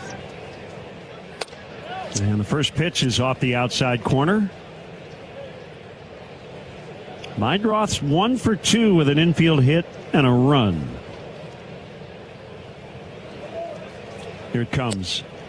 It's over for a strike on a fastball. This is the let's go inning for our offense. Just let Davis know you got his back. Get some base runners. Pitch bounces in front of home plate. 2-1 on Chase. Prelip, an alum of the University of Alabama.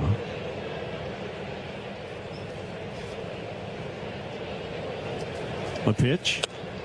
It's high for a ball. He barely pitched in college. 28 innings over 2 seasons due to COVID and then Tommy John. He's had a couple of elbow operations. The 3-1, and it is outside, and that's a leadoff walk. So a good start to the 5th. Last thing the coaching staff of the Twins wants to see after they score 4 runs is the leadoff walk the next inning. That'll bring up Randall Grichuk. He doubled and scored in his last trip.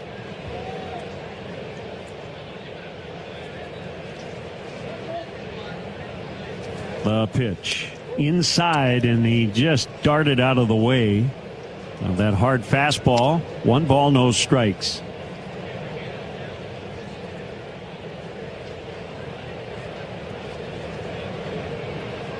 I'm sure Randall's first name is misspelled quite often. Not by him. Called strike. It's Randal. 1 L.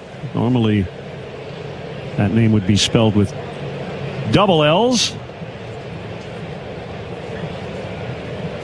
The pitch.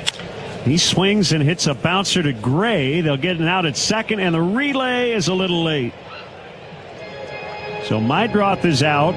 1 down. Grichuk takes over at first. Yeah, you're right about his name. You know, Randall. Could be Randall, like Grandall. You know this. At least he hustled down that line to avoid the double play, and we get the right guy up there with the pop. That's Vargas. And he drives one in the air out into deep left. It's going to be caught by Larnach right at the edge of the warning track. He continues to square everything up. But that's the second out. Unfortunately, he hit it right in the button, but yeah, didn't get the elevation needed to get it out of here. Edgar Caro 1 for 2. The pitch. Swing and a fly ball out into left center, deep and playable. Larnach again, gloves it. So Prelip works around a leadoff walk. We go to the bottom of the 5th. Twins 5. What is it about baseball cards that make them so special? Why do you enjoy doing that? Well, the biggest thing is I started collecting when I was a kid. O-Pee-Chee was a Canadian hockey league, and then the Canadian football. But I didn't start, in the U.S. until I had signed professionally as a ball player. And when I got my first rookie card, and I've got it here with me. Let's take a peek at that. 1966 with Billy Sorrell. Puedes ser el dueño de grandes momentos del béisbol. MLB Auction te permite participar en la subasta de bates, bolas y jerseys autografiados, con artículos de tus equipos de grandes ligas favoritos, leyendas y jugadores. Visita auctions.mlb.com. This ball's hit deep to left field. Brian Reynolds clears the deck. Wow! Bangs off the facade of the second deck. Anchored down with his first home run. Back-to-back Bucks, 5-0 Pittsburgh. That's what you want to see from Brian Reynolds. Driving the ball, using the middle of the field, and got that pitch out over the middle of the plate. Fans up there don't usually get home run balls. They almost got one there. And, hey, let's do it. 2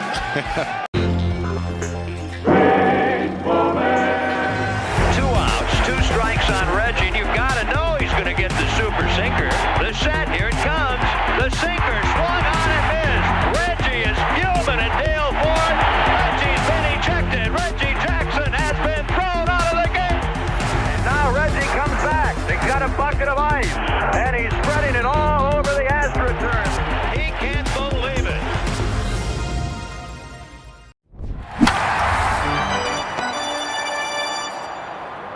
You're ready, Len.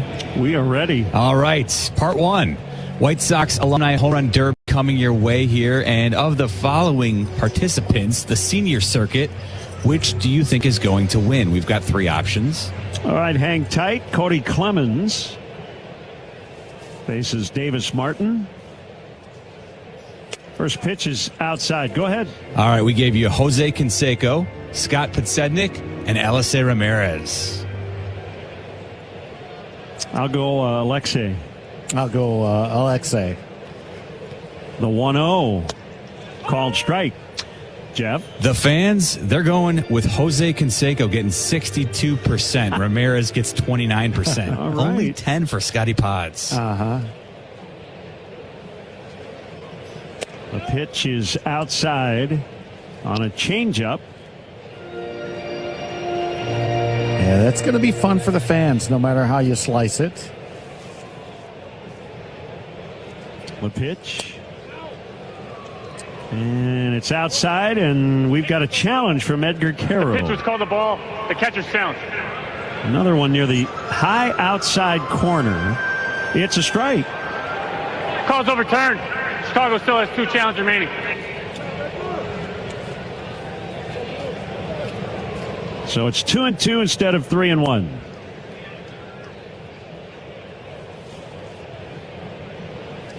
The pitch, swing and a miss. He struck him out. Little restore of order right there for Davis, picking up just his 2nd strikeout of the game.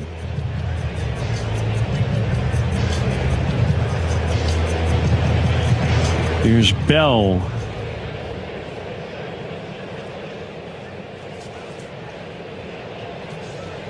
Josh Bell takes low. So 5 runs allowed. A season high for Martin. It's only the 2nd time he's allowed more than 3 in a start. The 1-0 is inside. Ball 2. Again, I mean, you got Prelip that the White Sox jumped all over last time when they saw him in Chicago. He's so far faring slightly better. Davis faced this team last week, and they've gotten to him tonight. The 2-0 is in too close. Ball 3. We had that question last night, I believe, from Jeff, like, who has the advantage when you face the same team back-to-back games? And we both felt that the batters have the advantage, and that's kind of proof tonight. Outside miss, ball 4. So Bell walks with 1 out. And that'll bring up Trevor Larnach. White Sox have turned 2 double plays tonight. And a reminder, Steinhoppels is a proud partner of the White Sox. This season, every time the Sox turn a double play at home, Steinhoppels will donate $200 to Special Spaces to help create dream bedrooms for children battling cancer. Get you a station break here after the pitch. It is outside. 10 for ID on the Hard Rock Casino White Sox Network.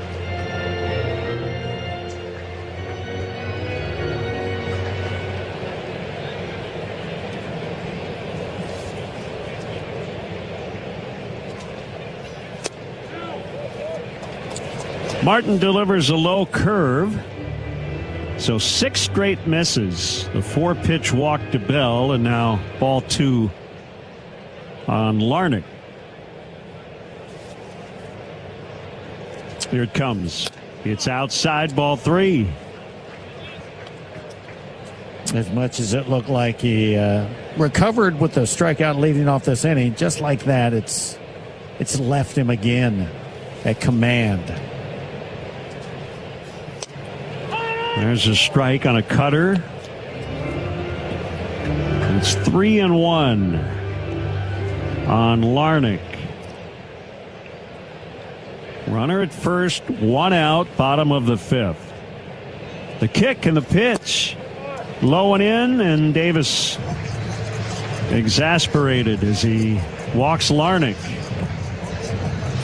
Well, I can't tell if he's just missing by so much he's not enticing them to swing, or they're literally just saying we are going to be very patient and zone him in only in our spot. We're not expanding the strike zone because, you know, he gets a lot of chases. That's not the case tonight.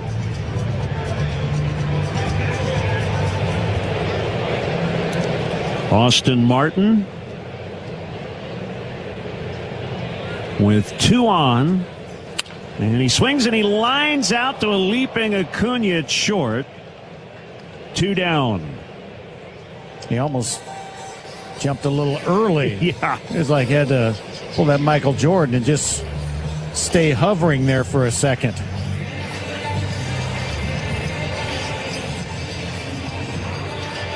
That'll bring up Luke Keyshaw. In most games, the White Sox lead, and they make all the right decisions. Tonight, they've made some questionable decisions defensively. Keyshaw takes ball 1.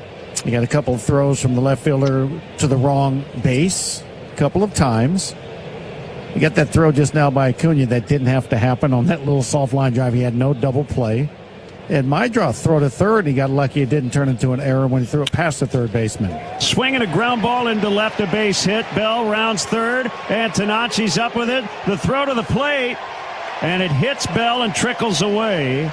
And the Twins add to their lead. It's 6-3 on an RBI single from Luke Keyshaw. And right there, good job by Antonacci to throw that through the cutoff man, so no advancement of the runner into third base, but the throw was right into Bell crossing the plate. And Davis Martin right where he should be, backing up, saved his teammate an error, and 90 feet moving up with those base runners. So this will be the shortest start of the year for Martin, as he's lifted with 2 outs in the 5th. Sean Newcomb coming on. It's 6-3. Yogi Berra was an 18-time All-Star and 10-time World Series champion. This is the only perfect game in World Series history. You ask him about it, and he would say, it ain't been done before, and it ain't been done since. David Wells was perfect on May 17th, 1998. Beanie Baby Day. It's not the pitcher that's calling the game, it's the catcher calling what pitch to throw. Home plate is 17 inches wide. And so he said, well, if it's more than an inch, and it was a lot more than an inch, then it's an illegal bat. Well, he is. He's out. Yes, sir. Is out. Look at this. Keep it down a little, will you, please? Okay, Yogi. Casey Stengel and the other touring ball players met the King of England. Of course, with my English, we had a little trouble understanding each other. As Yogi said, when you come to a fork in the road, take it. Go to baseballhall.org to plan your visit to the National Baseball Hall of Fame and Museum in Cooperstown, New York, and catch every episode of Hall of Fame Connections on MLB.tv. Gosh, we've gone to Sea Dogs games since we were kids. I've been coming to see the Sea Dogs for the last 30 years. Great experience. Everybody here is just bends over backwards to help people out and wish the world was like it is right here at the ballpark. We've always wanted to be more than just a baseball team. We want to be strong, active, contributing members of the community. And I think that effort is seen by the people and the fans, and they want to support that effort.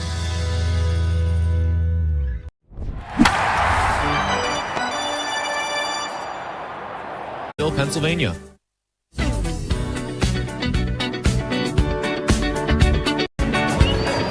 24th appearance now for Sean Newcomb, big left-hand pitcher. Go get him. Yep, 2.62 earned run average. He faces Tristan Gray.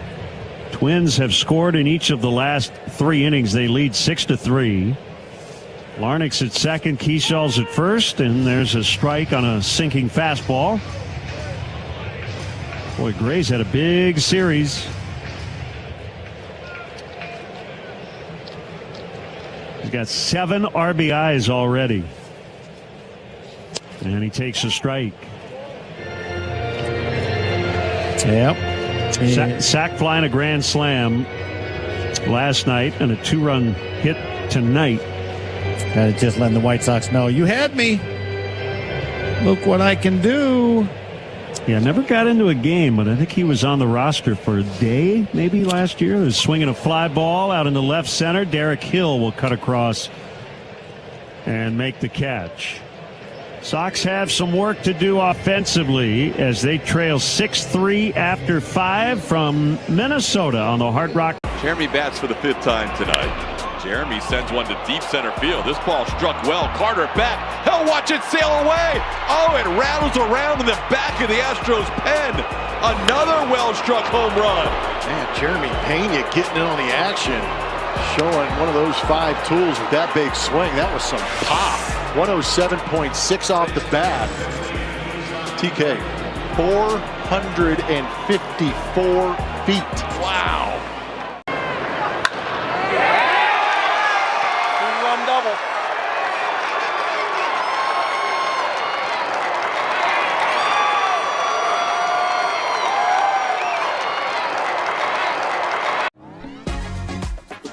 Somebody probably wants to hear about an Oral Hershiser card, and this is an odd one.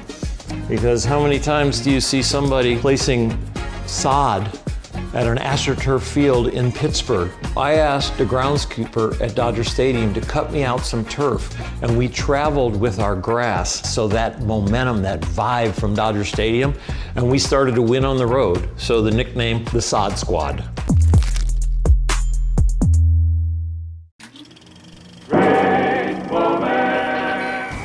Red Sox rally caps worked. Now the Mariners with a bit of an Arabian twist. The Red Sox trying to counteract with the gloves on top of their rally caps. Mariners continue to try to find the winning fashion statement. I think these boys are tired. Deep to left field. Way back. Gone. Wake up, New England. The shaving cream does indeed work.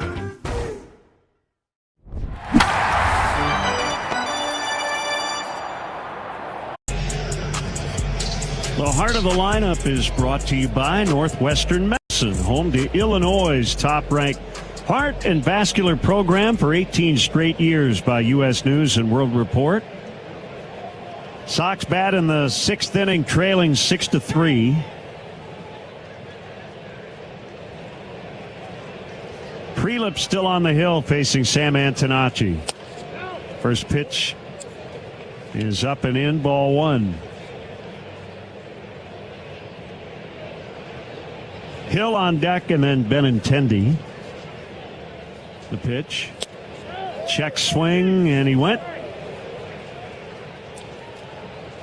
And it's 1-1.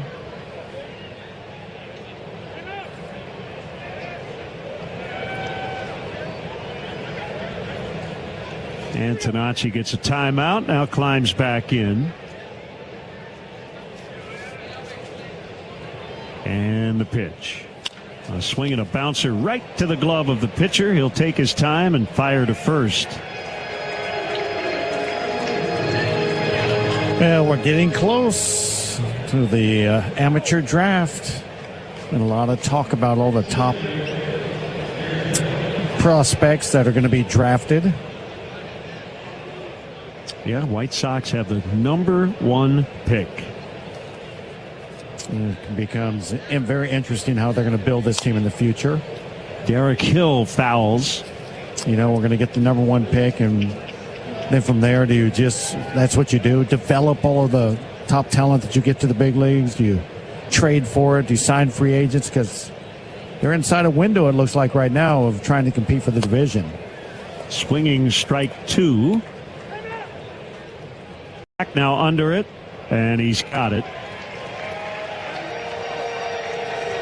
I think the other thing is, the White Sox system has been rated very highly, but a lot of those guys are now getting here, so you want to supplement the system and replenish, right? That prospect list. Yes.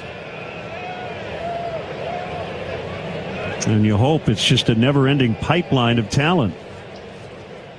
Benintendi with 2 gone. Called strike. They had a 3-run third to grab the lead, but they don't have a hit off Prelip since. The draft is such a difficult science. 0-1 is a low strike. 0-2. I think Benny has only challenged 1, maybe 2 pitches all year. That one was low. He did not challenge it, but he didn't like the call. You could tell.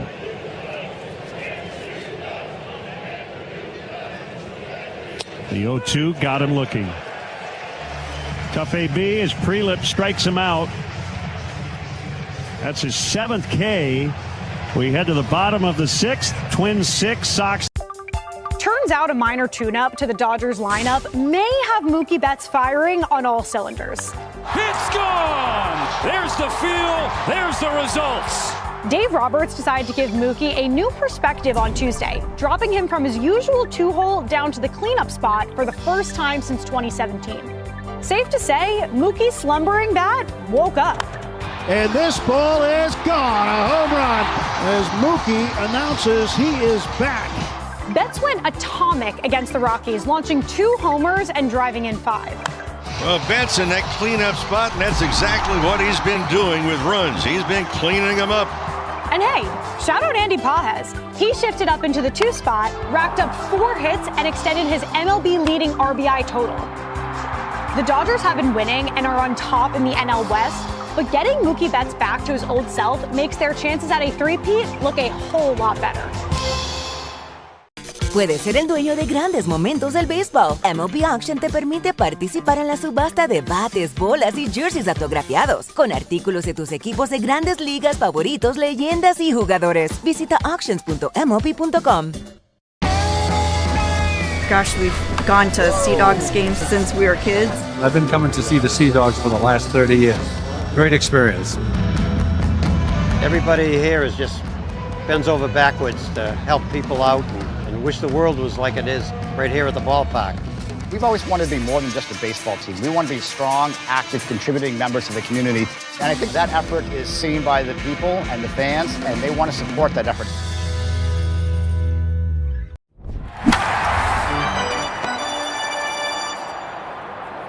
You just brought up the draft. Lloyd Jacobson wants to know how about the guys in the system, DJ. When do you think the best time for the Sox to call up Braden Montgomery is? Okay. Alex Jackson fouls. Yeah, that question's interesting because I don't even think our general manager's ready to answer that one because he doesn't know. Braden Montgomery pretty much let everybody know when he's ready by performing not just statistically but physically in a way that there's ball 1-1-1 that lets everybody know he's ready to get here.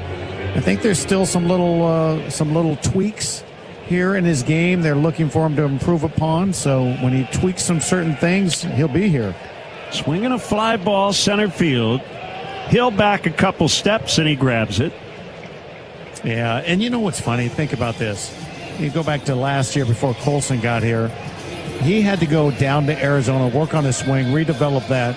Got hot in AAA when he was sent back and got to the big leagues. It could be that quick or the opposite. Take forever for somebody because they hit a funk and they just can't get out of it. It's that quick that you can go one way or the other. Yeah, every player gets here on his own timeline. Buxton takes ball 1. Number one thing to get you here the quickest is be great defensively and on the base paths. Buxton takes low. Ball 2. When you're doing those things, the controllables, You can control how you run the bases, how you play defense, the decisions you make in those areas, and then they'll know when you're swinging the bat well. They don't have to worry about you. Buxton fouls.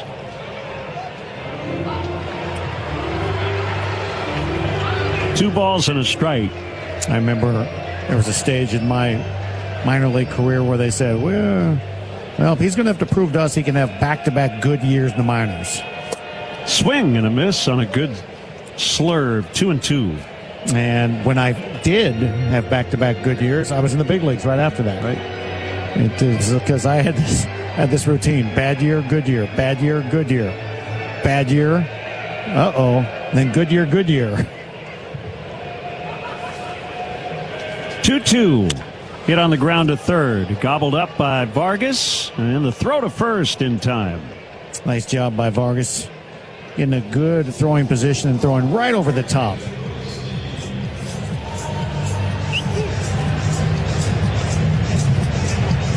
Brooks Lee will bat right-handed. 2 down in the 6th. 6-3 Minnesota.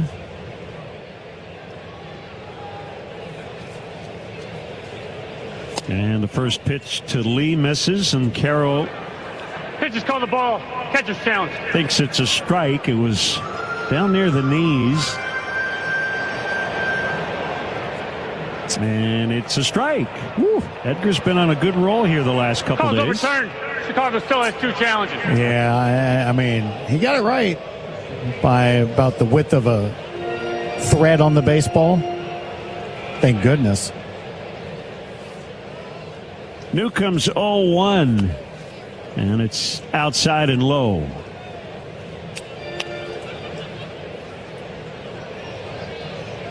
The Sox last night scored 6 runs in a loss. And if they're going to come back tonight, they're going to have to score at least 7.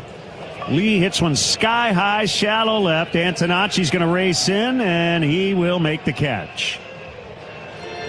We head to the 7th now. 6-3 Twins on the Hard Rock Casino White Sox Network. Mariano Rivera, cutter man, what can you say? Because lefties had no chance against him. Randy Johnson. So all you want to do is try to make contact and put the ball in play.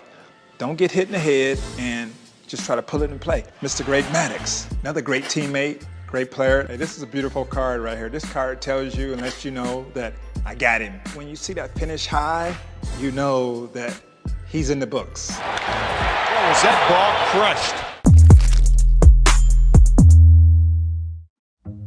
If you're feeling crabby, check out some of these wild and weird moments from around the league. Since gonna tag out Bowers, who had the crab crawl back toward first base. Is this 1-1-1-3 on the putout? Of course, catching it is one thing. Whoa! Go through the 5-hole? Yeah, it sure did. Now that's what you call really struggling. Now let's see some animal instincts on display in the field. Nico! Behind the back, what a play! Get a load of this. Say hey, Austin Martin right. He made an incredible catch. And a liner caught by a leaping Bobby Witt Jr. No question about that one. Robles over, goes to a dive, and makes a tremendous catch. Oh, I didn't give him a shot off the bat to come down to that baseball. Oh, highlight reel stuff from David Hamilton. How about that?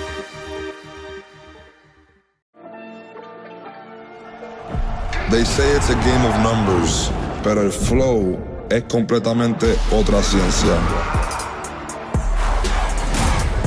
Esto es flow mayor.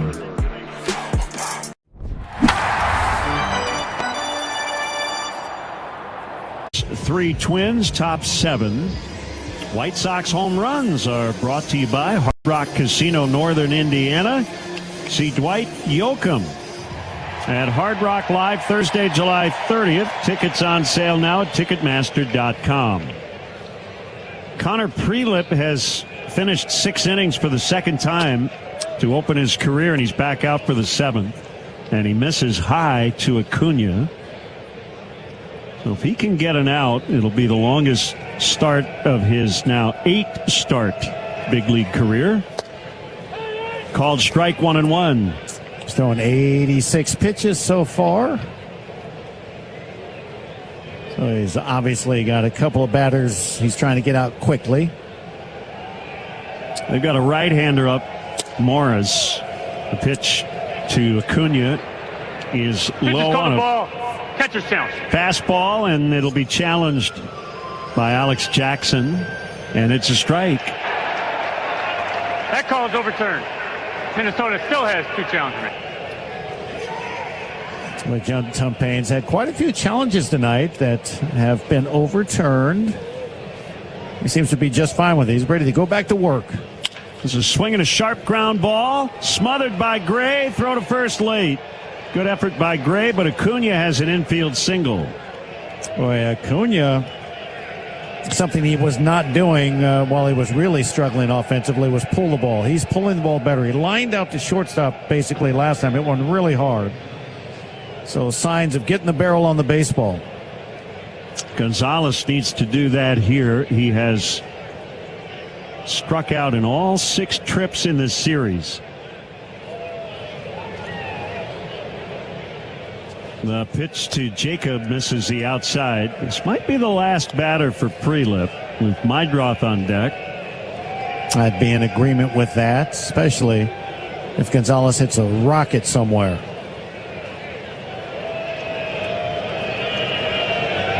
Here's a 1-0. It's low.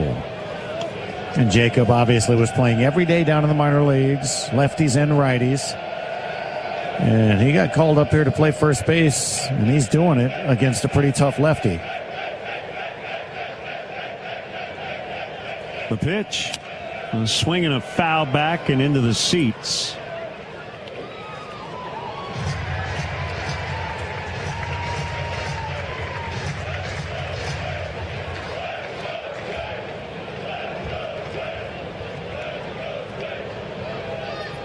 Gonzalez, born in Glendora, California, played at Ole Miss. There's a pick throw to first base. It was high. No tag applied by Clemens.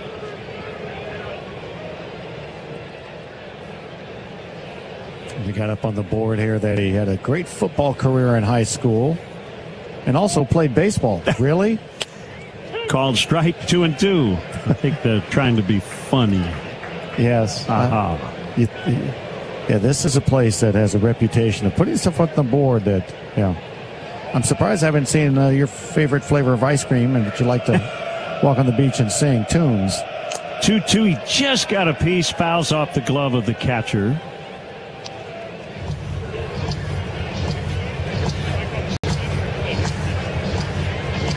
Oh, there it is. Len Casper's favorite soap opera, Days of Our Lives. Okay. There it is on the board. They nailed it.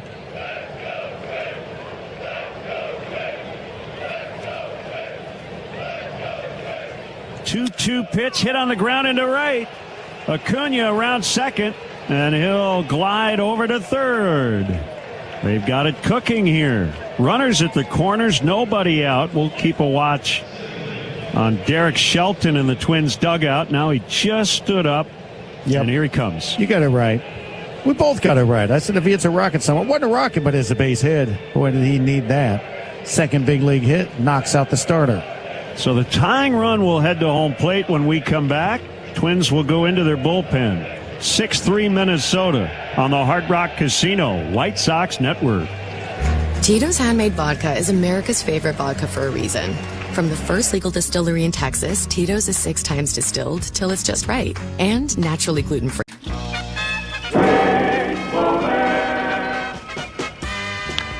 Right back to the mound. Good stab by Mulholland. The throw, what? He ball stuck in his glove. The ball stuck in his glove, and that's why he ran so far to first he couldn't get it out. And then he attempted to lob it with his glove hand, and the glove went with it. And Brindley caught them both. This is a classic. The MLB app. Yeah, it's got game. This game. These games. All the games. Pre-game. Post-game. And everything in between. This is baseball your way. With real-time stats, scores, breaking news, and custom content that hits every time. Because you choose the teams and pick the players you want to follow. So when they catch it on the field, you catch it on the app. Vargas 1 for 3, 1-0. Vargas hits it deep to left center. This one's got some carry, and it's gone. Eldemaro Vargas gets one back. Well, you're the DH. You're supposed to be the hitter, and he's been hitting a single and a run scored in the second, and a 2-out homer in the seventh, his first of the year. That went 431 feet. 109 miles an hour off the bat. That's a momentum breaker right there. He's the ultimate argument for the 26-man roster.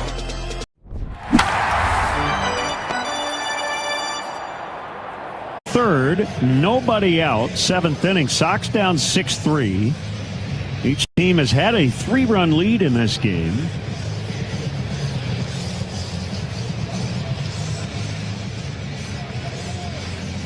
Twins will play for 2 in the middle.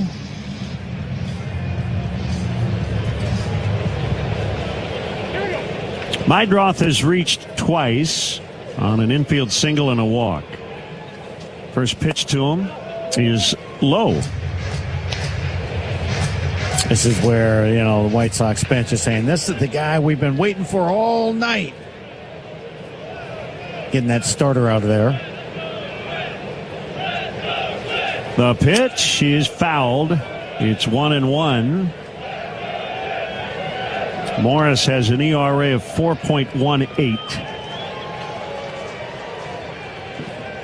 24-year-old rookie making his 17th appearance, 4th-round pick out of Texas Tech in 22. 1-1. He bounced one, and Gonzalez takes off for second. He better hurry. He's going to get there. Boy, what a read by Gonzalez. That ball hitting the dirt. Yeah, he took off immediately, and the throw by Jackson wasn't bad, but it was not handled cleanly by Keyshaw, so it'll be a wild pitch. Well, I like your response. You better get there in a hurry, because he just saw the buildup of the catcher grabbing it, and he was like thinking there was going to be no throw. The 2-1 is softly hit to third. Barehanded stab by Lee. Throw to first late. Infield hit. A run scores. It's 6-4. Chase Meidroth with an RBI infield single. Still nobody out. It's the little things like, speed being at third base when you hit a little roller up the third base line. Good job by Acuna. On contact, he was off. That little roller was rolling right at him. He never hesitated. Grichuk will check in. This is where opponents start going, no, not again. That's what the White Sox do to you. The pitch. It's low. So that run is charged to Prelip. That'll take away a quality start. Gives up his 4th run.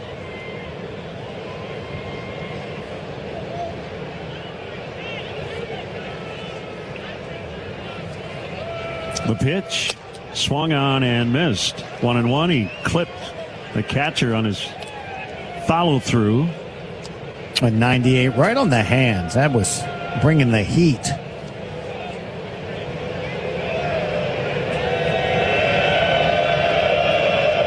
One ball, one strike. Here it is. Fouled. Grichuk's body language tells me that's the one he felt he should have done something with.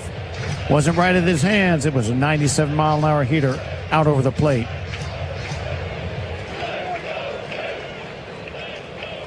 Again, the Twins would concede the 5th run for a shot at a double play here. The pitch. Called strike 3 on a sweeper. That's a big first out for Morris. Yep.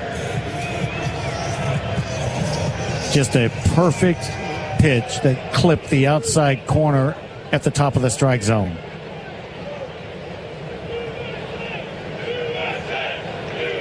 Here's Vargas. Same defensive setup on the infield. Now the Twins trying to get out of it with only the 1 run. Swing and a miss. Morris trying to be pretty quick to the plate with a runner on first base, but he's still running it up there at 98 miles an hour.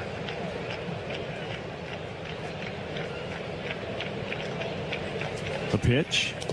And it's in the dirt, kicks away. It'll allow Mydroth to get to second. That helps. It takes away the double play chance. And now that tying run is in scoring position. It's 2 wild pitches now by Morris. White Sox reading the ball well in the dirt, even though that one, no matter what, would have allowed Mydroth to advance. Meantime, 1-1 on Vargas, the pitch. He fouls. Vargas is a big Minnesota Vikings fan, and here's how that transpired. His former Dodger teammate, Michael Bush, is from Minnesota and got him into the Vikings. I love it. But he's trying to beat the Minnesota baseball team right here. He's pretty good at it last night. The 1-2. Fouled. Very direct swing that Vargas has had. He's got his hands in a real good spot. He's got a little bit of a crouch down when he's loading up. And then the swing's very short. Ready for a 1-2. It's high.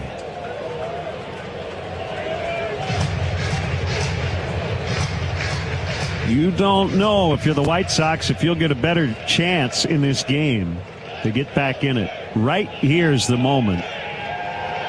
7th inning, they're down a couple. They have runners at second and third with 1 out and a hot hitter at the plate and a swing and a line shot off the netting. Well, he just turned on 98 like it was a changeup. That's how short and quick his swing is. And in general, when somebody turns on 98 like that, tells you they were looking for it, and then they throw a slower pitch that you'll be out in front of right behind it.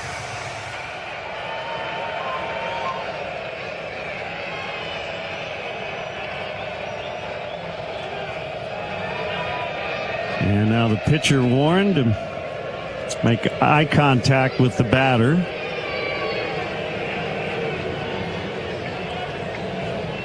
Ball 2, strike 2.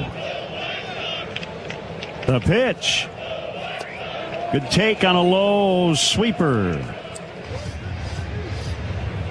Some things in baseball never change. Out in front of the fastball, throw him a sweeper. Just throw him the slower pitch. But you can tell Vargas took a chance on that one fastball. Otherwise, he would have chased. The 3-2, fouled. He just doesn't really seem like he has any anxiety, even in the biggest spots. You throw him a strike, he'll go after it. If you don't, he'll take it. That's it. Yeah, he's not happy about missing that last cutter that was right there. He's slapping himself on top of his helmet. Now he's back in the box and probably hoping he gets the same pitch, the same spot. Another 3-2. And a swing and a miss, strike 3. That fastball at 100 miles an hour from Morris. But he had a little extra on that one. Yep. You can tell he got tired. I mean, it was right down the middle. But one thing you can see is that Vargas was not ready for 100. Colson Montgomery is going to hit for Caro.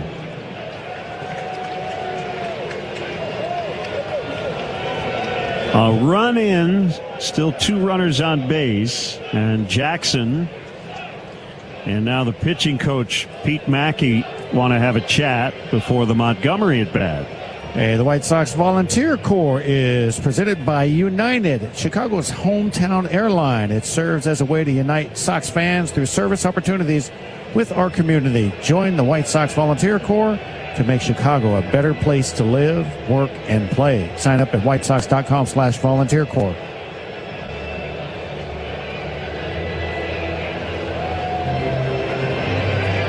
So that meeting has ended.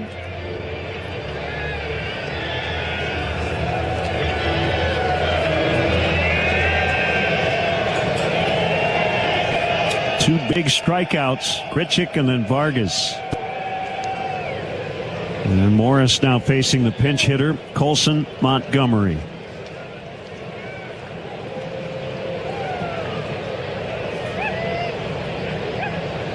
Here's the first offer, and he hit him. Ouch. To load the bases. It was a sweeper, but Got him look like right in the kneecap. And yeah, he's trying to walk it off.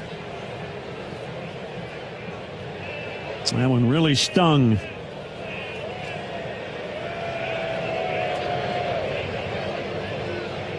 Yeah, right maybe below and inside that back knee. Maybe just above it, actually. Ouch. And that boy Mac, who has made the road trip up from Chicago, stands there just patiently waiting for Colson to hand him his protection that did no good for him there because it was his elbow protection. So Colson will limp on down to first base. He still doesn't look real comfortable. Well, that, no matter what, think about it. 83 mile an hour. That doesn't seem like it's 100, but right on the kneecap. Yeah. Again, just take a little ball peen hammer, bam, just a nice little soft tap right on the kneecap and see how that feels. No, don't really do that. No, don't do that. Just imagine how that would feel. Don't even imagine it. Montgomery just took a little jog and says he's good to go. And I always go back to talking to NFL football players and their fear of being hit by a baseball. Like, would you guys take a beating from a 400-pound man across the line from you? You're worried about getting hit by a baseball? They go, yeah, that baseball's hard. I'm going, well, okay, all right. You stick to your sport then. Just take your beating. Pitching change. Looks like Anthony Banda will come on to face Antonacci. Bases loaded. They say it's a game of numbers. Pero el flow es completamente otra ciencia. Mi trabajo es sencillo, cachar ese ritmo que solo nuestra gente tira y regarlo por toda la temporada. Flow mayor is where all those rhythms meet. Porque el flow no es de un solo jugador, es de un corillo entero que prende estadio. De San Diego a Santo Domingo y cada parada en el camino. Cuando estamos activos, la liga sube de nivel. Esto es Flow Mayor.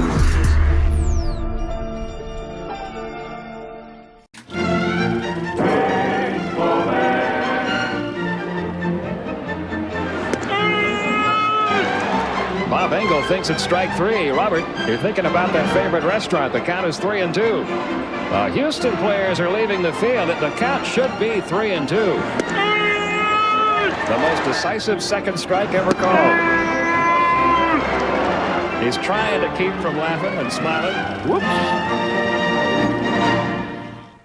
Puedes ser el dueño de grandes momentos del béisbol. MLB Auction te permite participar en la subasta de bates, bolas y jerseys autografiados, con artículos de tus equipos de grandes ligas favoritos, leyendas y jugadores. Visita auctions.mlb.com.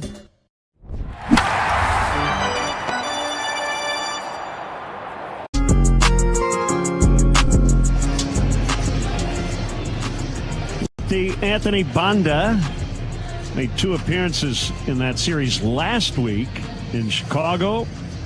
Will face Sam Antonacci. White Sox have the bases loaded. 2 outs, top 7. 6-4 Minnesota. So left matchup. The stretch and the pitch. Right down the middle. It's a strike on a sinker at 96.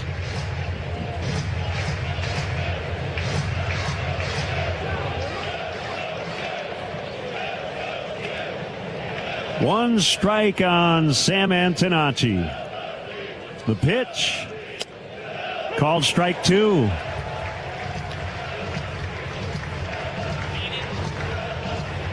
One thing's for sure, if Banda works one inside, Antonacci won't get out of the way. He'll have another hit by pitch and a run batted in. That's a good point.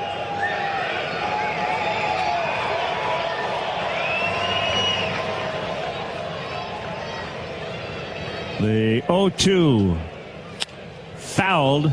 That one off the handle. Hit on the ground toward third base. 0-2 on the Springfield native.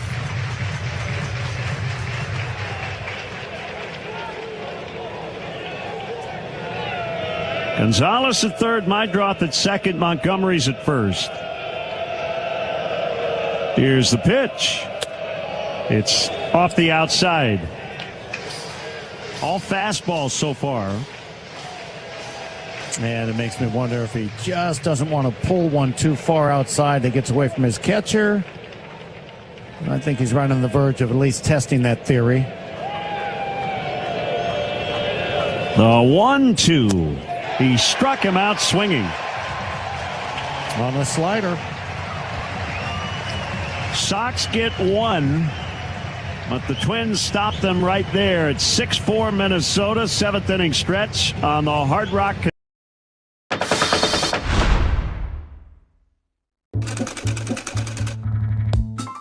The newfangled idea of the time was night games, and teams thought that the shiny material of satin would reflect the stadium lights better. But satin comes with all kinds of issues.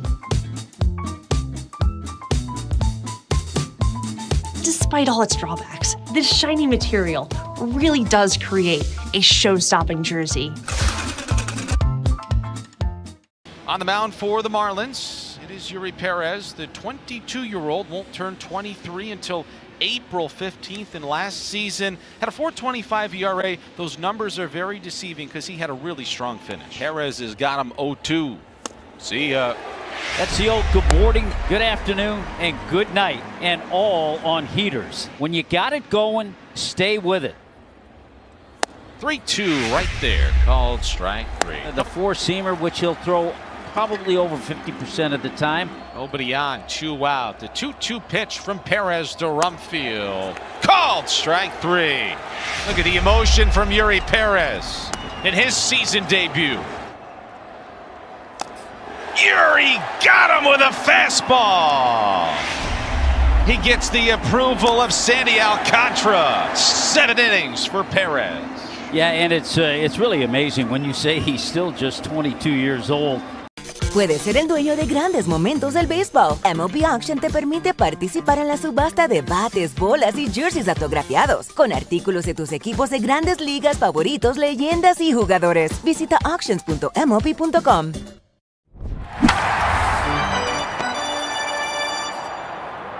We're in the 6th, and I guess Pablo Sanchez is on a stadium tour, boys. He went tarps off at Busch Stadium in St. Louis tonight. At Target Field, Sox trail the Twins 6-4. Back to Len and DJ. Thank you, Jeff Meller. Sean Newcomb misses to Cody Clemens, ball 1. We've got some defensive changes. We'll get to those in a second. 6-4 Minnesota. Called strike on a slurve. Montgomery now playing short. That'll push Acuna into the outfield. He's in center. Derek Hill now in left. Called strike, caught by the new catcher, Drew Romo. So Sam Antonacci is out of the game. The pitch, down and away. Yep, that means Romo hits an Antonacci spot.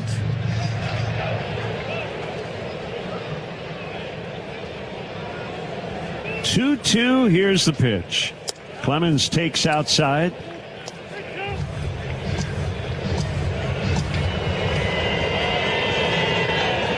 Cody Clemens 0 for 3. Waiting. And he strikes out swinging on a high fastball. Newcomb has retired all 5 batters he's faced to this point. That's his first strikeout. That'll bring up Josh Bell.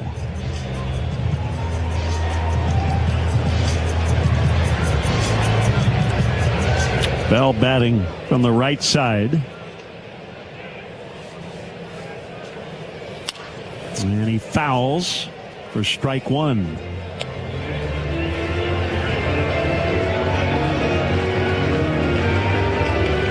One of 2 Josh Bells in Major League history. The other, a third baseman.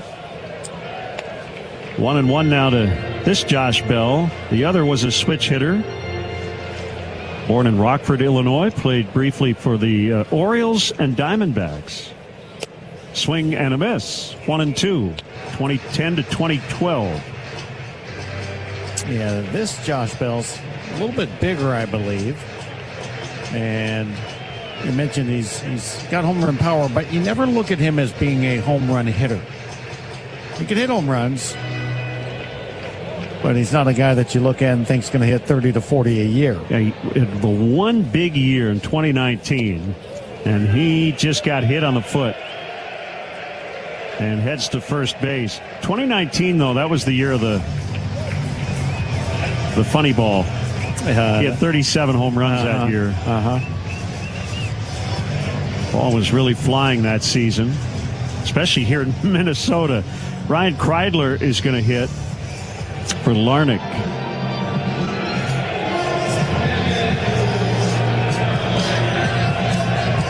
And Will Venable's going to make a counter move.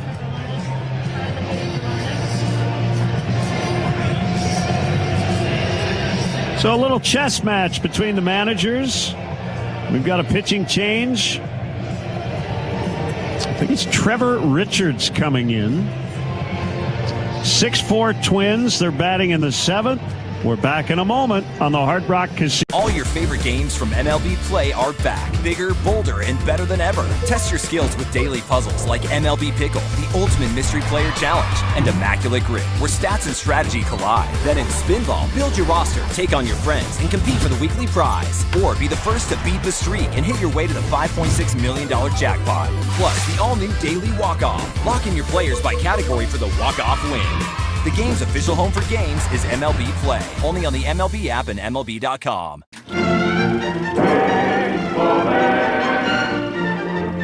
We're in Wrigley Field, Chicago, and this is the Pirate Trio, even though it's more than 3. Okay, guys? 1, 2, 1, 2, 3. The weather outside is frightful, and I am so delightful. I don't want to play. So let it snow, let it snow, let it snow.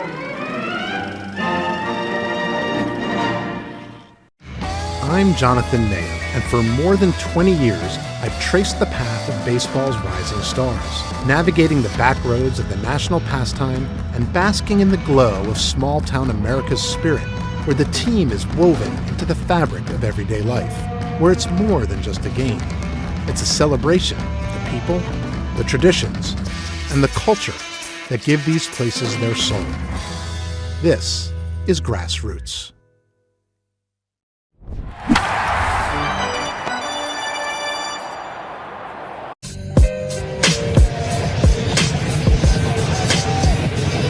Trevor Richards will face Ryan Kreidler. Richards, 2 scoreless innings last night.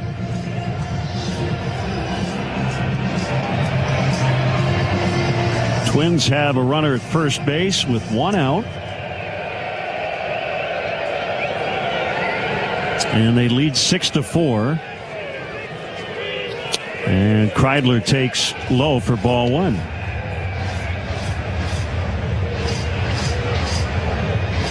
Something teams really want to establish is guys that can give you back-to-back games in relief. Kreidler takes ball 2 low. Richards, as you mentioned, a couple of innings last night, and he's back out there tonight. They don't do what they used to. The old school form of working your bullpen, you have guys 3 or 4 straight days. Yeah, those days are over.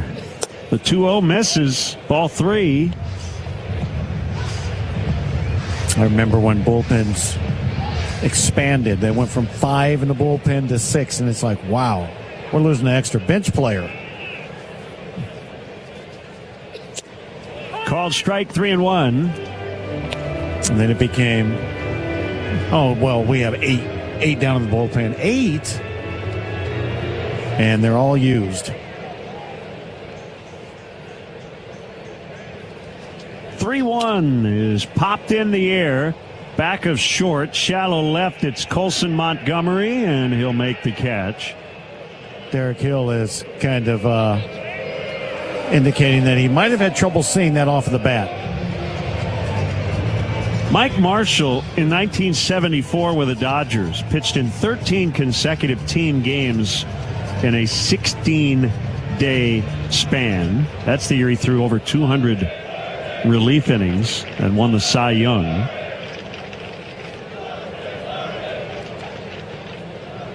Austin Martin bats with 2 outs.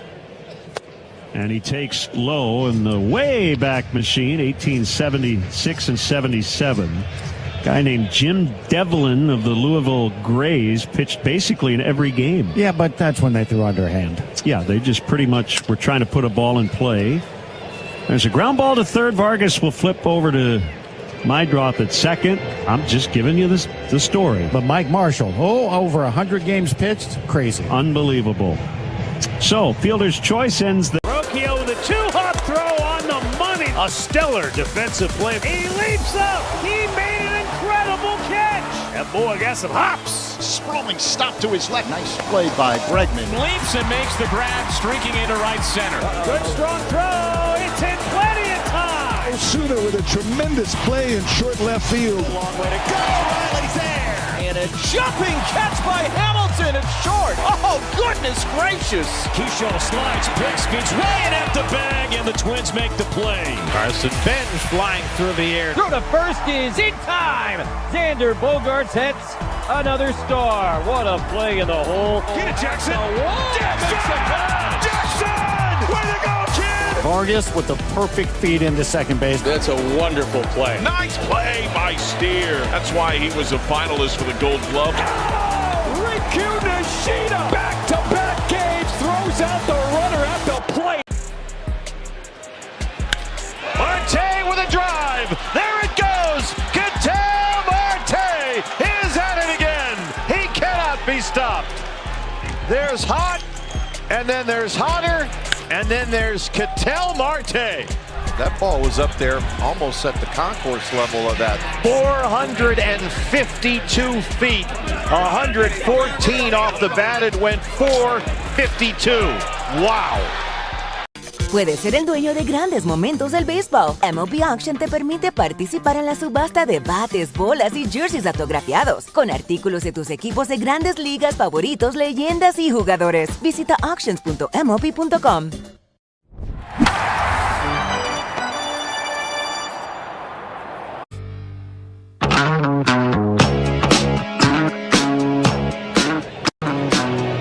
Lefty Anthony Banda, who struck out Sam Antonacci to end the 7th, will face Derek Hill in the 8th.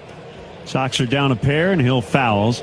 The major league record for most consecutive days pitched, 9. Kent DeColvey with the Phillies pitched on 9 consecutive days in August of 1987. That will not be broken. I cannot imagine. 0-1 is low. Let's pause 10 for ID on the Hard Rock Casino Sox Network.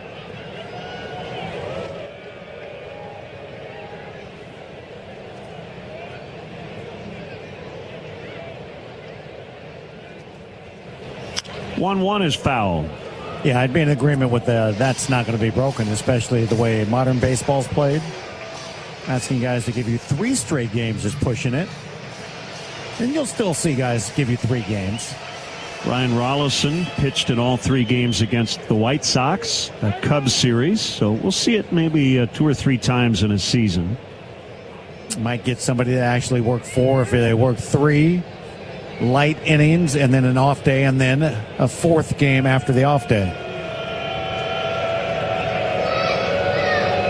1-2 serve. It's high and outside. They're in the 10th in Cincinnati, bottom 10, Royals 3, Reds 3. Cleveland pulling away at the Yankees 9-4 in the 8th. 2-2. And a swing and a miss, ball hit the dirt. He'll take off for first, and Jackson will throw to first in time to get him. That'll bring up Andrew Benintendi. Chicago Sports Network is your TV home for White Sox baseball. Stream the Sox all season long, anytime, anywhere, on up to 3 devices with the CHSN app.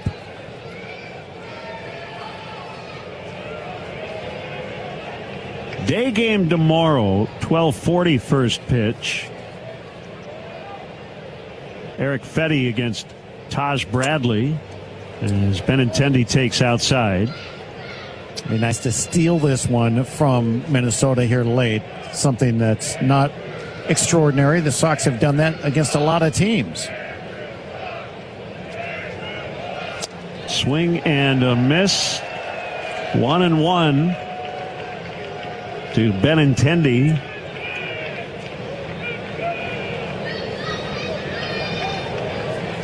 Six to 4 Minnesota. We're in the top of the 8th. The pitch. Check swing. He went on a slider. It's a strike. 1-2.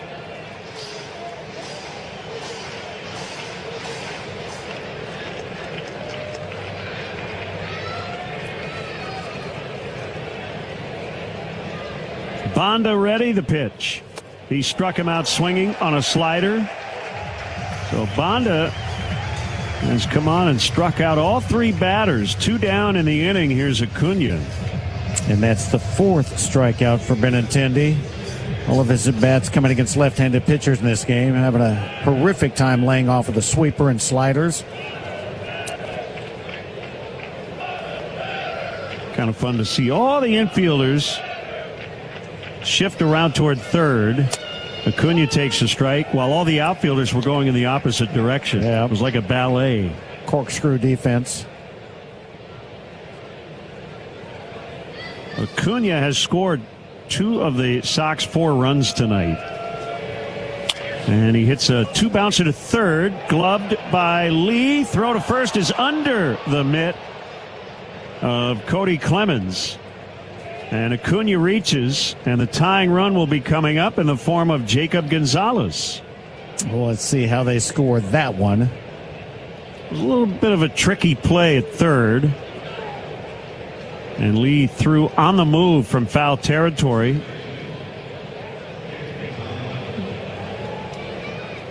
I probably would say error, but Acuna could use the hit. Yes, he could. There's no question.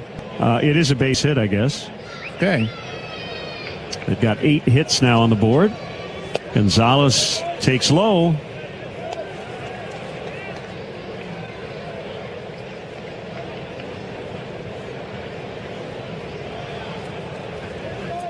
Gonzalez was banging at AAA.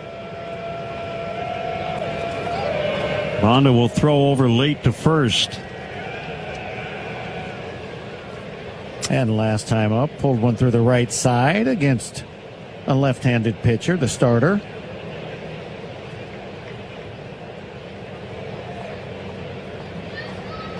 The 1-0. It's outside. One of the things I saw on a lot of the highlight reels of Jacob was he drove the ball to center field very well down in the minor leagues. The 2-0 with Acuna running. The pitch misses, and the throw a little late. Quick tag on the backside by the shortstop Gray, but Acuna got his hand in. That'll be his 3rd steal tonight. They may want to check it. They will not. Okay. Very close. So 11 steals for Luis Angel Acuna. And, yep, he did get in. Got tagged in the back pocket. It's 3-0 on Gonzalez. It was tied for first among all minor league batters with 19 homers when he got called up. And he takes low. That's ball 4. Nice patience right there. So 2 straight good at-bats by Jacob Gonzalez against left-handers. We've got a pitching change. Derek Shelton heading to the mound before Mydroth bats. Will step away. Don't go anywhere. 6-4 Minnesota. Top of the 8th. Sox have 2 on, 2 out on the Hard Rock Casino White Sox Network. Tito's Handmade Vodka is America's favorite vodka for a reason. Pop quiz. How do you go from Captain Clutch to the Iron Horse through a milestone and a marathon? The answer is on Hall of Fame Connections.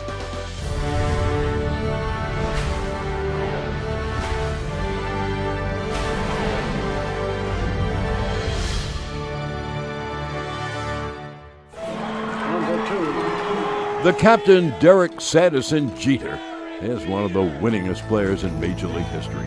he was wearing these very batting gloves when he notched one of those most memorable hits, the 3,000th of his career. Are we supposed to spit in them like they do the batting gloves? No spitting. This is a non-spitting museum. 3,000! History with an exclamation point! He's just the second player in history whose 3,000th hit was a home run. The first was a former teammate from the Yankees' 1996 World Series championship team. But before he began his Cooperstown-bound career, Boggs would cross paths with another future Hall of Famer. September 6, 1995, the Iron Man played his 2,131st consecutive game, surpassing the unbreakable record of the Iron Horse. Now that's how you pass the torch. Catch every episode of Hall of Fame Connections on MLB.tv and discover your own connections to the game at baseballhall.org.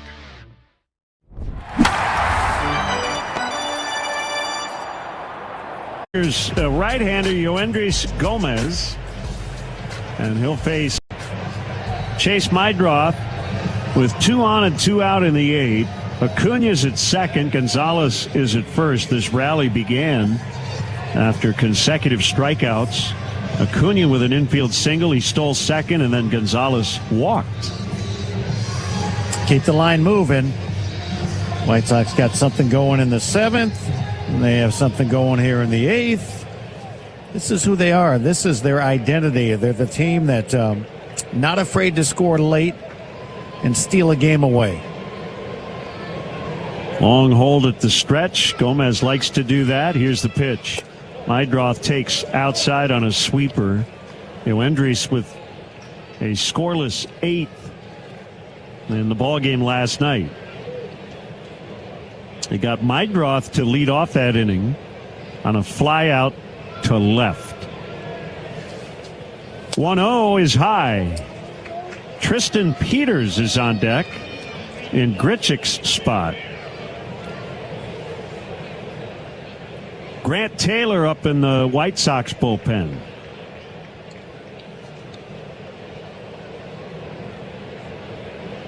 The 2-0 called strike.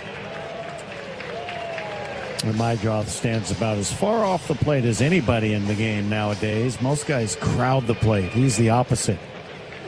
Likes to go into the pitch.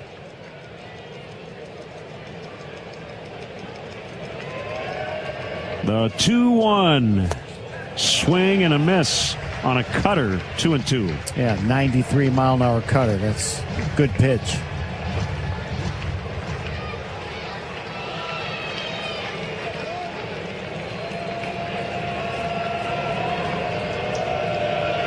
Another long hold. The 2-2. He struck him out swinging. Sox strand a couple more. We go to the bottom of the 8th. Still 6-4 Twins on the Hard Rock Casino White Sox Network. Hey, it's the good kid. When it comes to my ride. Here's Juan Soto, who has more hits against the Marlins than he does against any other team, 105 of them in his career. And Soto cracks one to deep right field. Forget that. That is way out of here. Way up in the second deck. Soto hits a bomb. His 10th of the season. His 4th on this road trip. A prodigious blast for Senor Soto. And he sends this one out 449 feet into the second deck. That was as majestic of a home run as you will see.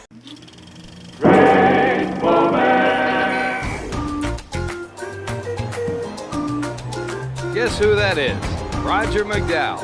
He'll be all right. He put this show on, and he got a standing ovation. Sitting off for the Dodgers and batting. Well, the Mets really trying to turn it around. They do, however, trail in this ball game 4-0. I love that. Puedes ser el dueño de grandes momentos del béisbol. MLB Auction te permite participar en la subasta de bates, bolas y jerseys autografiados, con artículos de tus equipos de grandes ligas favoritos, leyendas y jugadores. Visita auctions.mlb.com. Well, we certainly served it up over the plate. This is a burger fit for a home run king, the 99 burger in honor of Aaron Judge. They sell a bazillion of these at Yankee Stadium. It looks pretty good. I feel like we passed the test. What about you? I think so.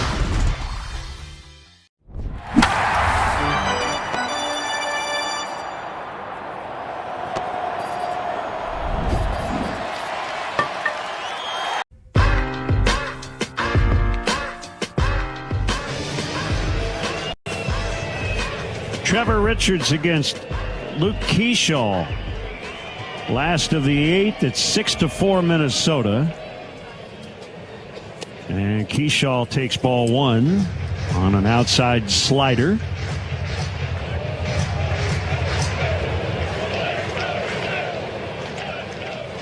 We mentioned Peters was on deck to hit for Grichuk. Grichuk that spot never came up, fouled away, so Randall is still in right. I'm guessing Peters will bat for him to lead off the 9th. Then Vargas, then Montgomery.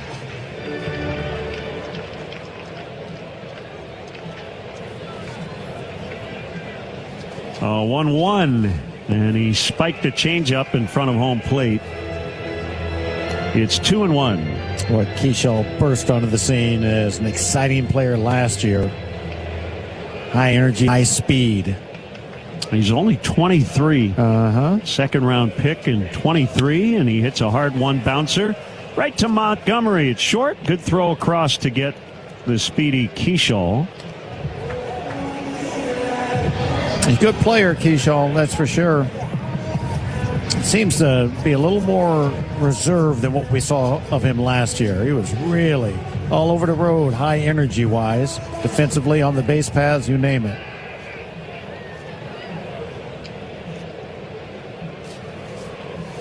Now Tristan Gray, and he fouls out of play. Like you mentioned, Gray having the huge series thus far against the White Sox. Looks like a good player. The 0-1 low.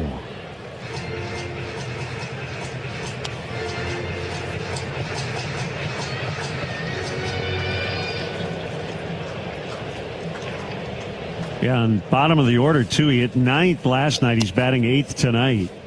Richards misses away, 2 balls and a strike.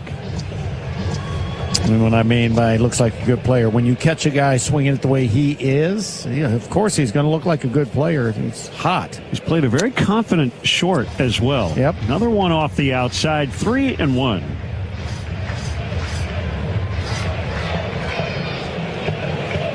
This is only Gray's 82nd career game. He's 30 years old. And he hits a high pop fly out in the center field. Acuna back a couple steps. And he'll catch it off to the side. 2 down. Major League history. Reggie. Shoeless Joe. Pitch is high. Oh, yeah. Recent vintage. Churio and Merrill. Yeah. Oh, and Darren. Oh. Bo knows. Bo. Danny. Yeah. Fouled. Yeah. We got the best one, though, here in the booth. Yeah, well, I mean, you're being threatened right now. Mike Jackson had a long career. Oh, yeah.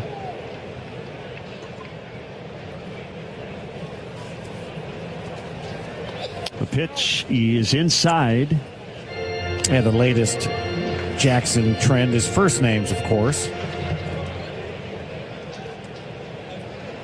And there's been a Darren Jackson and a Darren Johnson in Major League history. Swing and a miss.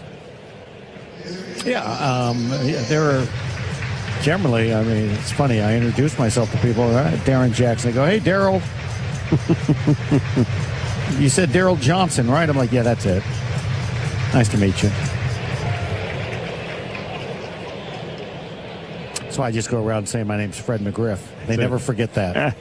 2-2 low. Darren Johnson did briefly play for the White Sox in 75. Just slightly ahead of my time. D-E-R-O-N. Duran, as some may say. 3-2. Swing and a miss. Strike 3. Nice work, Trevor Richards.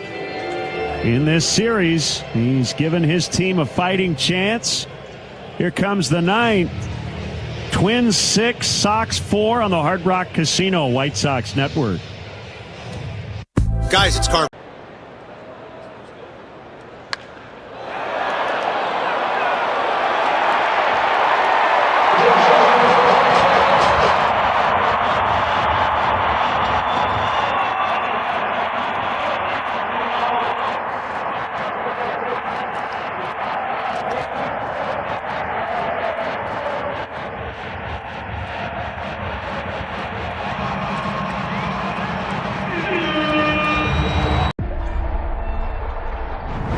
They say it's a game of numbers, pero el flow es completamente otra ciencia.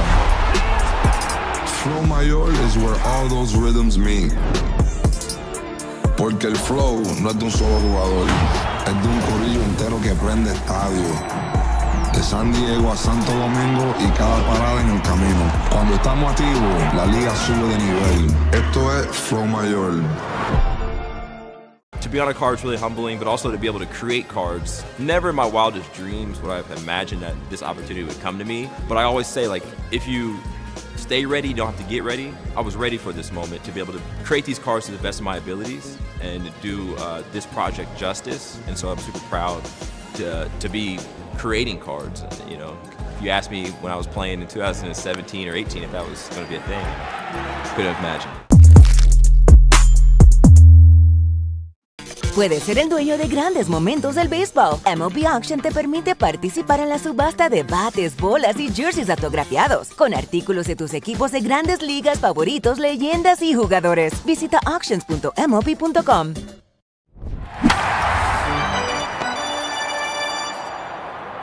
Hit for Grichuk.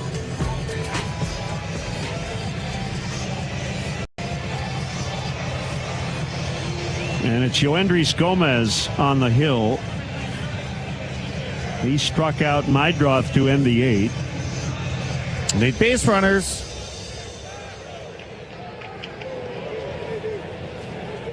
Lee will play in at third. They're back everywhere else on the infield. Peters takes a strike. He's red hot. Tristan comes in 11 for his last 17 with 4 doubles. The 0-1 swing and a miss on a high fastball. Boy, there's been a lot of swing and miss here in the last couple of innings. Yes. He went after a pitcher's pitch upstairs. The Twins pitching staff has 13 strikeouts tonight.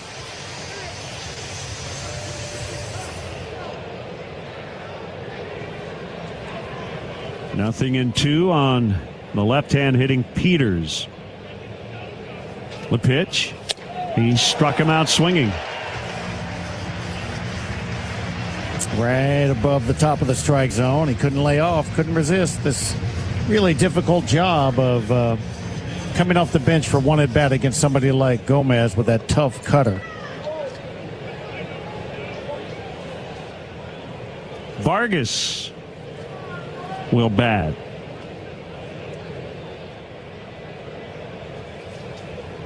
And he takes a strike. He's doing that. He's throwing the first strike in the zone, then getting you to chase out of the zone after that.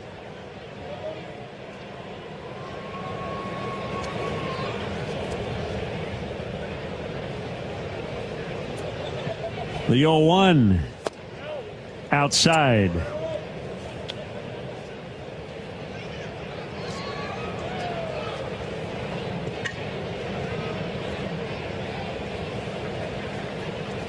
Yoendrys Gomez stretches and pitches. Swing and a roller right to Gray at short, and he'll throw and get Vargas. 2 outs in the 9th, and it'll be up to Montgomery to keep the Sox alive, with Drew Romo now representing the tying run on deck. That's the first out the White Sox have made on a ball in play since Hill flied to right with 1 out in the 6th. Every out since, I believe, has been a strikeout. Yeah, it's been 8 until that ground out. Yep. Montgomery takes outside.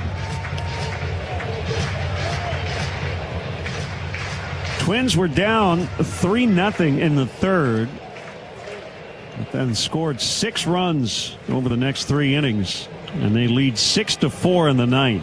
The pitch to Montgomery is outside, ball 2. Must not like the look of Colson standing there. Missed by quite a bit the first 2 pitches. It's a 2-run lead, and more likely to just need to throw strikes here. Don't walk him. The 2-0, a swing and a miss on a cutter that might have been low and out of the zone. Yeah, you can just tell that Colson just gave in to the fact that he thought he was going to get a strike. He swung at anything coming his way.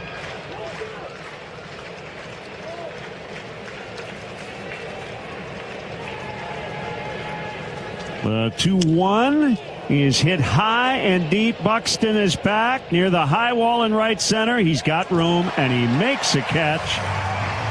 And the Twins have clinched this series, and they've evened up the season series at 3 games apiece. So the Sox will need a win tomorrow to avoid a sweep. The final from Minnesota, Twins 6, Sox 4 on the Hard Rock Casino White Sox Network. Reason number 2026. The year to visit the city of Countryside, Chicago's Western Gateway. Hey man, what'd you get your girlfriend for her birthday? Diamond earrings from MarryMeJewelry.com. Hey girl, where'd you get that diamond ring? I inherited my grandmother's jewelry, and Gino at Marry Me created a custom design. Marry Me Jewelry is located in Countryside Plaza. Visit MarryMeJewelry.com or call 630-MARRY-ME to find out why Marry Me diamonds get the most compliments. Looking for a new home base? Visit the city. All your favorite games from MLB Play are back, bigger, bolder, and better than ever. Test your skills with daily puzzles like MLB Pickle, the Ultimate Mystery Player Challenge, and Immaculate Grip, where stats and strategy collide. Then in Spinball, build your roster, take on your friends, and compete for the weekly prize. Or be the first to beat the streak and hit your way to the $5.6 million jackpot. Plus, the all-new Daily Walk-Off. Lock in your players by category for the walk-off win. The game's official home for games is MLB Play, only on the MLB